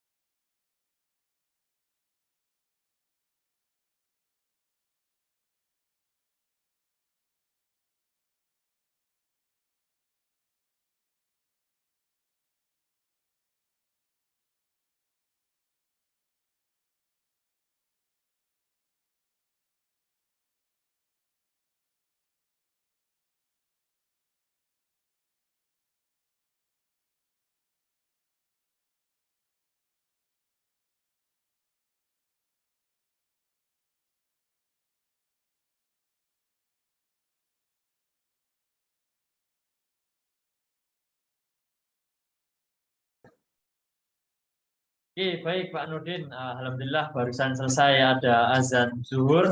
Kita lanjut ke pertanyaan berikutnya. Tadi ada sedikit hal yang menggelitik ya. Bahasanya kalau kemarin kita dari Menteri Pendidikan, Kebudayaan, Ristek itu kan mengatakan ada merdeka belajar. Nah, kata kuncinya di sini adalah jangan duduk manis.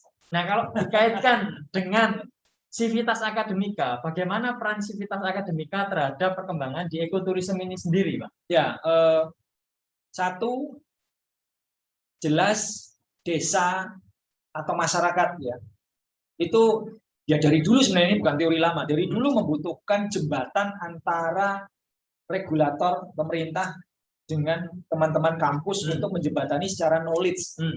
Knowledge itu macam-macam ya, ada soft skill, mungkin bisa mengawinkan jurusan-jurusan teknis. Teknis itu maksudnya bukan teknik ya, teknis ya. Misalnya di 3 misalnya. Atau justru pengembangan manajemen atau research yang kemudian bisa dilakukan di masyarakat awam. Nah, tujuannya apa? Kelihatan sebenarnya benang merahnya. Transfer knowledge itu kan diperlukan dari sisi universitas. Betul. Untuk mengajari masyarakat. Benar. Karena mereka sebenarnya paham tentang potensi, tapi tidak tahu bahwa itu potensi. Itu kan ceritanya, karena tiap hari melihat. Nah ini tinggal mendesain itu, membungkus, mengajari, meramu sustainabilitas dengan kelembagaan dan segala macam, termasuk ilmu-ilmu yang terkait dengan teknis dan teknologi. Ya, itu benang merah. Nah, kalau bicara masalah kampus Merdeka, kebetulan saya juga mendampingi Mas Nadiem terkait dengan studi independen kampus Merdeka untuk isu sustainable tourism di beberapa lokasi. Idenya bagus. Dan itu sudah terpikirkan oleh kita dan mungkin para pendahulu kita, bahwa mahasiswa itu jangan cuman IP 4 kemudian pinter di bangku kuliah terus balik ke dunia kerja, ke masyarakat, nggak usah dunia kerja, masyarakat saja itu pelongo-pelongo. Dan ternyata itu sampai terjadi sampai detik ini, buktinya Nadiem mengeluarkan kampus Merdeka karena tujuannya ke sana. Loh, berarti saya bilang, saya dulu tahun 90-an sudah ada statement itu dari menteri yang dahulu, sekarang masih terjadi, berarti 20 tahun kita ini stuck gitu ya. Dan itu juga belum bisa menggandeng para stakeholders. Karena stakeholders ini masih tidak percaya terhadap anak yang IP-nya bagus. Dan banyak kok, kemarin saya sempat Zoom dengan Dirjen Dikti, Pak Prof. Nizam, itu statement itu cukup tegas. Bahwa mereka dapat komplain sampai hari ini. Pongi pinter, mahasiswa ini pinter, tapi pelongo-pelongo. Gitu ya. Dan Nadiem ngomong, artinya sistem ini bicara, industri bicara, kami nggak butuh orang pintar, kami butuh orang yang mau belajar. Nah, ini terjadi di dunia industri sekarang. Pergeseran dunia kapitalisasi ke sociopreneurship ini terjadi sekarang. Mungkin sudah kemarin-kemarin terjadi, kita baru nyadari dengan adanya COVID. Orang nggak bisa lagi nyari profit. Orang akhirnya mengkonsepkan berbagi dan termasuk salah satunya sharing. Nah, kalau tidak ada kemampuan knowledge yang bisa tertransfer secara praktis, nggak bisa ngajarin masyarakat. Yo, bahwasannya apa ya? Pinter teori tapi nggak tahu tentang apa yang harus dilakukan. Dan ini bahaya. Yang kedua, fakta yang kedua adalah dengan digitalisasi itu justru tantangan anak-anak milenial atau apapun itu bahasanya itu menjadi lebih berat. Kenapa? Menjadi warga atau kaum mager, malas gerak, duduk manis, lay down, lihat reels, lihat Instagram, lihat TikTok dan segala macam. Untuk kedalaman sebuah ilmu menjadi malas, muncul minat bacanya tinggi, itu baca tentang kesimpulan, tapi apa namanya hasrat untuk baca, untuk mendalami lebih dalam malas, gitu ya. Akhirnya apa? Muncul kebiasaan negatif, komen tanpa mengetahui permasalahannya seutuhnya. Akhirnya jadi buzzer. Nah, jadi repot gitu ya. Ini permasalahan tidak hanya di Kemendikti ya, tapi di keluarga menjadi institusi pendidikan yang paling dasar. Betul. Nah, ini yang menurut saya perlu dipahami, universitas itu bukan penghasil pekerja gitu ya. Ini adalah rentetan dari sebuah siklus. Kalau dimulainya jelek, maka ditutupnya akan jelek juga. Nah, kalau misalnya universitas sudah terdesain dari keluarganya itu memang orang-orang yang memahami konten di lapangan, kuliah itu hanya sekedar melengkapi kurikulum kehidupannya. Begitu di lapangan dia lebih mampu. Saya menemukan banyak teman-teman saya yang dulunya itu malas kuliah, tapi kemampuan orasinya bagus, malah jadi orang-orang besar di Jakarta. Nah, ini saya mikir, oh ini berarti kebalikannya. Saya punya teman SD yang nuwakal minta ampun, ngantuan segala macam, sekarang jadi jenderal di Jakarta. Dia bilang, oh aku berarti kurang nakal gitu. Ini kan ya fakta ya. Ini dulu ditambah sekarang era digitalisasi. Tapi kalau bagi mahasiswa yang memahami digitalisasi ini adalah materi, kompetensi, menjadi akselerasi. Nah, ini ceritanya bagaimana mahasiswa memanfaatkan digitalisasi dengan konsep-konsep Kemendikti yang larinya ke ristek dan segala macam ini menjadi sebuah booster. Kalau tidak menjadi booster, maka menurut saya ya mubadir ya. Kalau kita bicara tadi ada satu desa 70 mahasiswa, 8 dosen di seluruh Indonesia, kalau dibagi 160 desa, 160.000 desa atau berapapun itu menurut saya tantangan gitu. Mau nggak melakukan itu? Pak, nggak ada dana penelitian, Pak.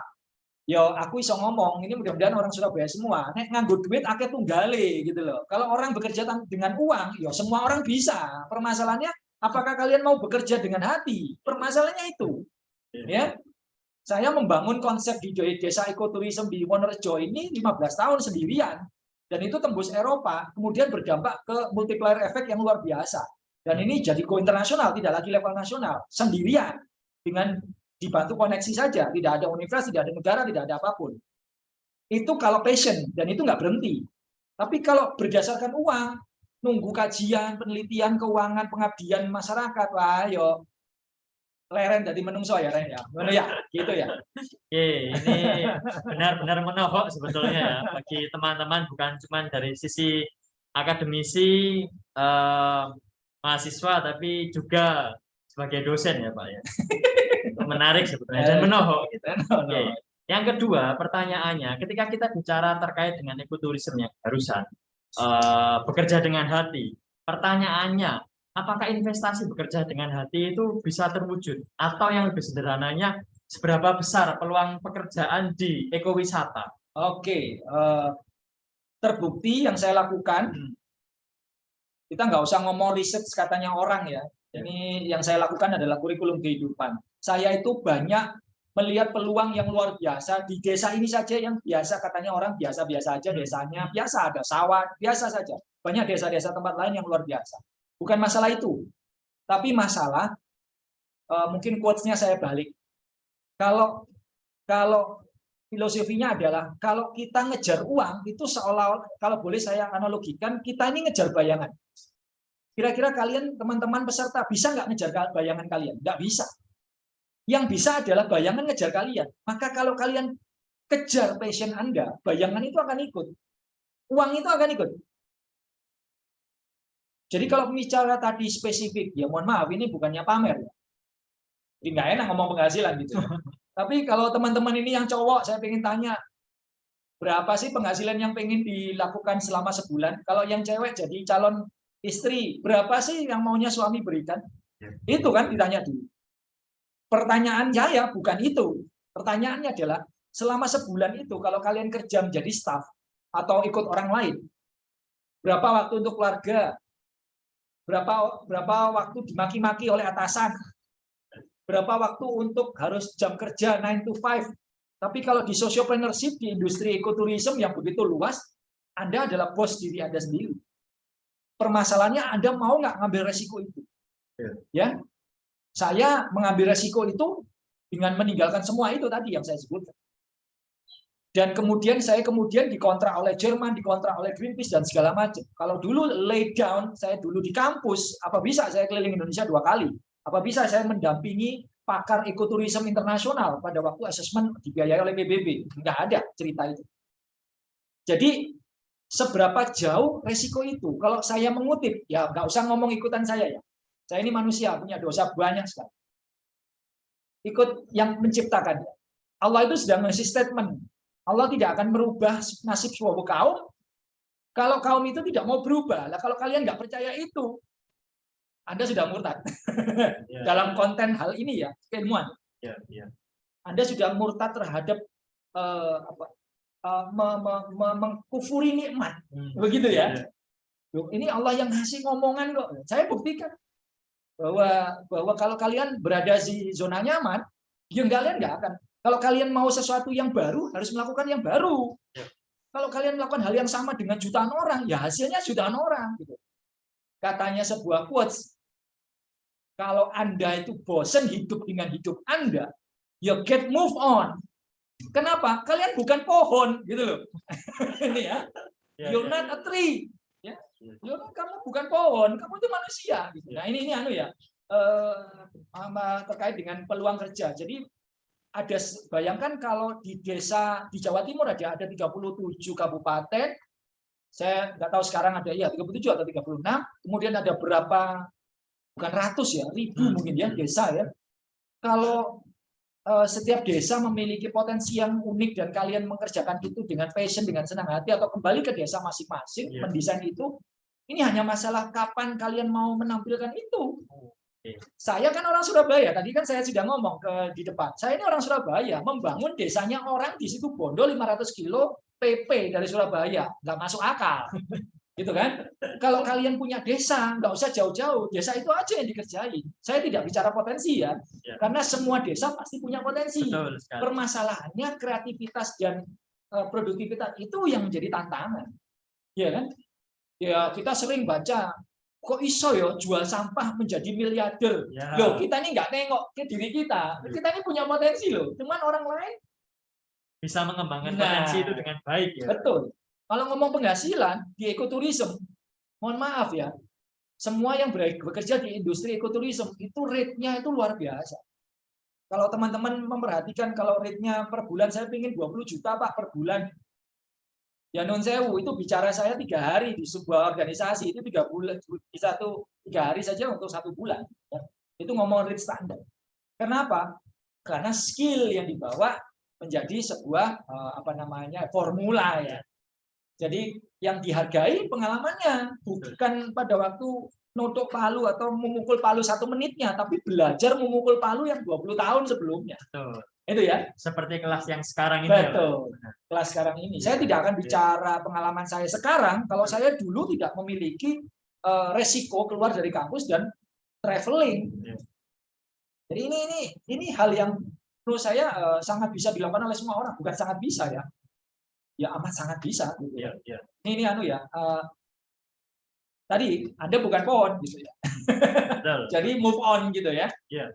Terkait dengan yang barusan ekowisata, pekerjaan sangat menjanjikan. Yang kedua adalah ada beberapa program studi yang akan mendukung ekowisata ini ya Pak. Ya. Nah, kalau kaitannya dengan olahraga, bagaimana korelasi terkait dengan misalnya teman-teman dari sisi olahraga menyupport dari sisi ekowisatanya ini? Ya, ini pertanyaan menarik. Jadi saya kasih contoh kasus sih, nggak usah cerita teori.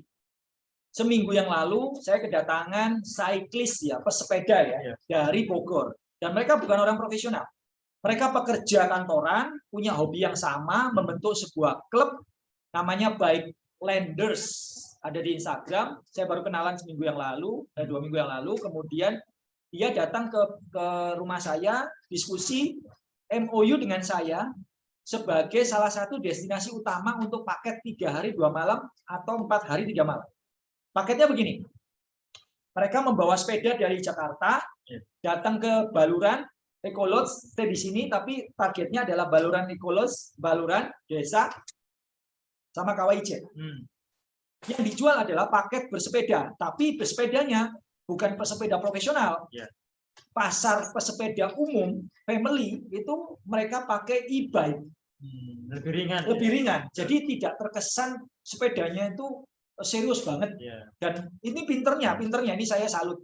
Mereka menganalisa pasar e-bike atau pesepeda pemula itu 80% di seluruh Indonesia.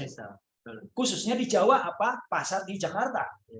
Nah, mereka datang mensurvei dan kemudian melihat 100 kilo 4 hari 3 malam dengan jalur desa, Baluran, Ijen, dengan nuansa memerah susu sapi, melihat savana, foto sunrise, belajar local wisdom, ya, kemudian macam-macam kegiatan ekoturism yang ada di desa, tapi dikombin dengan keolahragaan. Dan ini bukan pesepeda profesional. Nah, ini contoh real ini, nggak usah ngomong. Kalau 2 tahun yang lalu saya kedatangan pesepeda internasional dari Perancis, keliling Indonesia. Kemana? Lewat Bali, mampir di Baluran Ekolodge, pakai sepeda tandem. Gitu. Nah, ini luar biasa. Artinya orang luar sudah melihat itu potensi. Yang kedua, contoh yang paling gampang, Peselam misalnya. Desa ini, sebuah desa yang berada di pesisir, itu kan kalau saya memberikan materi ekoturism, kapasitas building, community development, kemudian jalur trekking, paket wisata, penguatan kelembagaan, kemudian manajemen homestay, itu kan tataran dari kapasitas masyarakat di terestrial. Tapi begitu kita ngomong paket diving atau snorkeling, dibutuhkan profesional dari keolahragaan untuk selam, mengasesmen dalamnya tanda petik ya, variasi biodiversitas keindahan dalam laut. Begitu itu naik, digambarkan dalam sebuah film dan foto, dan kemudian diatur durasinya, siapa yang mandu, kemampuan selam, sertifikasi selam dan segala macam. Jadi baru itu dikombin dengan kemampuan desa menjual paket itu sebagai support system. Paketnya diving, nginepnya nggak mungkin nginep di air, pasti nginep di darat. Iya, homestay warga itu tadi. Warga otomatis punya sewa kapal, Betul. sewa masker, makan, souvenir, pemandu, sertifikasi penyelam. Betul. Wah, banyak banget, Mas. Iya. Banyak banget. Nah, ini adalah model-model real yang menurut saya keolahragaan itu memiliki tanda petik kajian penting. Dan kita ngomong, katakanlah nih selam. 70% ya Indonesia. Iya. Maritim. Iya. Berapa banyak sih asesor selam atau yang terkait dengan tourism ya. Kemudian memiliki memiliki kolaborasi seperti itu untuk desa-desa wisata. Nggak banyak. Nah, semuanya ngumpul di Jawa ya. Kalau kita ngomong Papua segala macam, mereka pasti asesornya banyakkan dari Jawa juga. Nggak mungkin mengasesor ke sana ya. Tapi kalau kita ngomong berapa ribu, saya belum meneliti ya, berapa ratus ribu desa pesisir yang memiliki potensi, ya itu PR-nya universitas untuk kemudian mengacungkan ke sana semua kemampuan akademisi untuk mengasesmen lokasi. Nah ini nah, korelasinya sekali. Kemudian kapal, bagaimana kapal itu tidak berisik, maka teman-teman perkapalan perlu mendesain kapal yang nyaman untuk para calon diver. Nah ini kan penting ya Mas. Nyaman, ya kayak mobil lah. Nggak mungkin kan mobil truk dijadikan mobil wisata, pasti mobilnya long, suspensinya bagaimana, ini maksud saya begitu. Jadi ada tanda petik perahu wisata itu untuk divers, calon divers adalah memiliki suspensi yang enak, mungkin bahasanya gitu ya. Kenyamanan yang utama. Nah ini bagian dari hospitality Mas, yang membungkus keterpaduan antara potensi desa dengan asesmen keolahragaan di bidang tertentu. Nah, misalnya pendaki gunung sama. Orang-orang yang pendaki gunung ini perlu tahu mengenai P3K, keselamatan, safety first, itu kan masyarakat nggak tahu. Harus dari universitas yang memiliki mendesain SOP itu. Nah, ini kan sertifikasinya bisa dari APGI, Asosiasi Pendaki Gunung Indonesia. Artinya itu kan orang-orang yang terpelajar, yang memiliki akses ke sana. Nah, ini kombinasinya sangat ketemu. Belum lagi pengembangan kawasan teritori, misalnya kelautan, bukan hanya kapal, tapi kelautan bicara tentang, oh ini zona inti, nggak boleh diving, tapi divingnya ada di zona pendukung, misalnya, supaya tidak merusak koral, misalnya. Itu kan perlu orang-orang tanda petik research ya dari universitas mengawinkan tour operator, mengawinkan masyarakat sebagai calon divers, pemandu, kemudian mendesain itu menjadi sebuah proses keberlanjutan. Nah ini udah ketemu ya Mas? Ketemu ya, bisa dipahami. Oke, ini kemarin kalau boleh saya cerita, ada pelatihan juga di Situbondo terkait dengan selam. Nah, hal itu yang mendukung bahwasanya lokalitas itu penting untuk menjunjung wisata di daerah itu sendiri. Yang paling penting. Betul. Jadi orang lokal punya pemahaman lokal tentang kedalaman, jenis ikan, kemudian arah angin dan musim. Universitas punya orang-orang yang mampu memberikan keilmuan yang sustain. Nah, itu Mas. Kolaborasinya hidup di sana. Di situ. Betul. Ya. Menarik ini memang Pak Nurdin. Saking menariknya ada beberapa pertanyaan ini di sini. Oke, pertanyaan yang pertama ada dari Rizky Maulana. Bagaimana langkah awal untuk memulai menjadi ekotourism planner? Nah ini istilahnya ekotourism itu sudah baru, planner ditambahi baru lagi. Meskipun diketahui bahwa modal atau finansial menjadi hambatan untuk memulai. Nah, terima kasih. Oke, terima kasih. Teman-teman perhatikan, siapa Rizky ya? Rizky ya. Khususnya Mas Rizky ya. Saya dari awal kan tidak pernah bicara masalah modal ya. Saya bicara masalah passion gitu, ya dari awal itu. Saya tidak bicara masalah beli rumah itu atau memiliki lokasi untuk stay itu kan hanya masalah istilahnya membuat laboratorium. Tapi passion yang mengantarkan proses itu adalah melatih diri melihat peluang. Itu nomor satu. Melatih diri untuk konsisten itu yang penting. Ya, kadang kita punya hobi 2-3 tahun bosen, nggak menghasilkan. Makanya saya kalau ada pertanyaan dari ribuan orang yang sudah saya latih, Allah itu memberikan kemampuan saya untuk menganalisa beberapa statement ya yang menggelikan menurut saya, tapi itu wajar.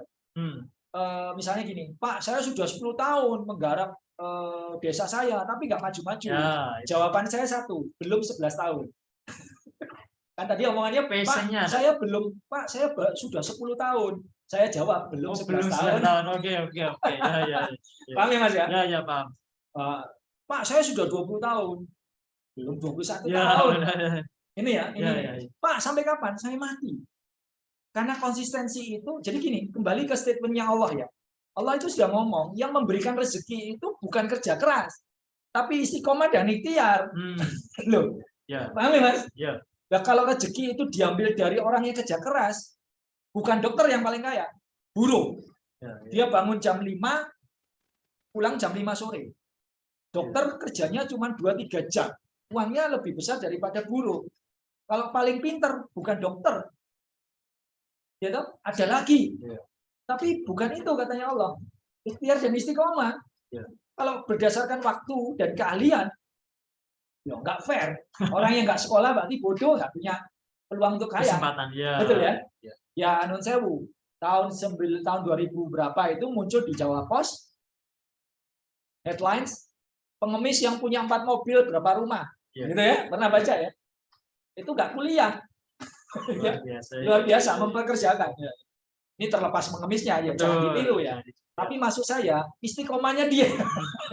Ini guyonan ya. Tapi ini menurut saya menjadi introspeksi diri. Kalau menjadi ecotourism planner itu tadi kuncinya cuma satu, cari passion Anda, konsistensi dan komitmen. Uang akan ikut, Mas. Passion ini kebetulan tidak banyak orang memahami passionnya apa. Sekarang saya tanya kembali ke 100 rezeki dan 100 sekian orang. Ya, 52. Pertanyaan simpel tapi ini renungkan. What is your purpose of life? Ya, hidup Anda ini untuk apa sebenarnya? Saya jangan-jangan kalian ini kuliah juga nggak tahu arah. Begitu ya, Mas? Ya. Kemudian saya hidup ini untuk apa ya? Katanya Buya Hamka nih. Kalau cuman kerja, kerbau juga kerja. Kalau cuman makan, monyet juga makan. Katanya Buya Hamka. Manusia kan tidak. Nah, ini tolong direnungi. Ini sayangnya tidak offline ya. Kalau offline saya beri materi 1 hari tentang bagaimana menemukan passion dan pengembangan diri ya. Nanti kita tunggu sesi berikutnya di Unesa. Jadi di Unesa. Ya, nanti kita akan coba bikin sesi berikutnya. Khusus, tapi limited ya, Mas. Ya, terbatas ya. Terbatas. Oke. Jangan sebanyak ini. Jangan sebanyak ini. Oke. Ini sementara masih hybrid ya. Kita di sini secara offline dan teman-teman di sana secara online. Oke. Luar biasa sekali Pak Nurdin. Hari ini memang harus ada sesi berikutnya. Nah, kalau kita nanti membagikan bagaimana tipsnya oleh Pak Nurdin, teman-teman nanti jangan sampai kelewatan lagi karena hal-hal ini yang penting untuk guidance kehidupan kalian. Karena laboratorium terbaik itu merupakan kehidupan, sehingga itu poin pentingnya. Sehingga bagi teman-teman yang di sini kita akan coba bikin sesi berikutnya dengan kami melihat konsistensi banyak teman-teman yang masih aktif sehingga mendengarkan ini dengan baik dan ini menjadi apresiasi buat kami juga karena pay more attention atau perhatian lebihnya bisa dikerahkan di kegiatan siang ini. Jadi pagi sampai siang. Luar biasa sekali Pak Nurdin. Bagi teman-teman yang ada di sini silahkan sekarang ada mengisi absen dan bisa dibagikan. Untuk teman-teman yang mengikuti mata kuliah di mata kuliah saya teknologi olahraga bisa mengisi absen di sana dan di mata kuliah tentang ekoturism di sastra Inggris juga bisa mengisi di sana sehingga kita akan ada keberlanjutan dari kegiatan ini. Terima kasih atas kesempatannya. Dari pagi hingga siang kami dijamu di sini luar biasa. Dan kita harapkan bisa bertemu di kegiatan berikutnya. Billahi taufik wal hidayat. Wassalamualaikum warahmatullahi wabarakatuh. Waalaikumsalam warahmatullahi wabarakatuh. Terima kasih. Mohon maaf. Sehat selalu semuanya.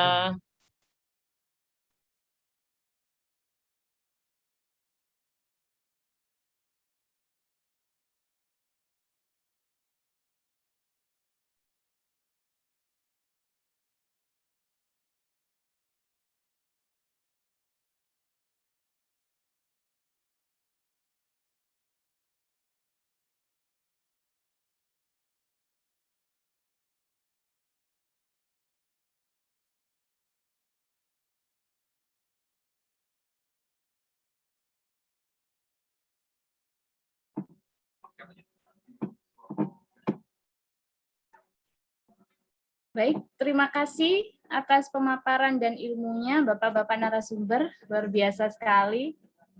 Hadirin sekalian, alhamdulillah kita telah sampai di penghujung acara. Terima kasih banyak kepada narasumber, moderator, para peserta, dan panitia yang telah berperan aktif dalam pelaksanaan acara webinar pada hari ini. Semoga kita dapat mengambil manfaat dari acara ini. Baik, perlu saya ingatkan kembali untuk segera mengisi form daftar hadir melalui link yang terlampir pada kolom chat. Pastikan dalam pengetikan nama dan alamat email sudah benar, karena form tersebut akan secara otomatis terhubung dengan e-sertifikat Anda. Baik, saya selaku MC mohon undur diri. Terima kasih atas perhatiannya. Akhir kata, wassalamualaikum warahmatullahi wabarakatuh.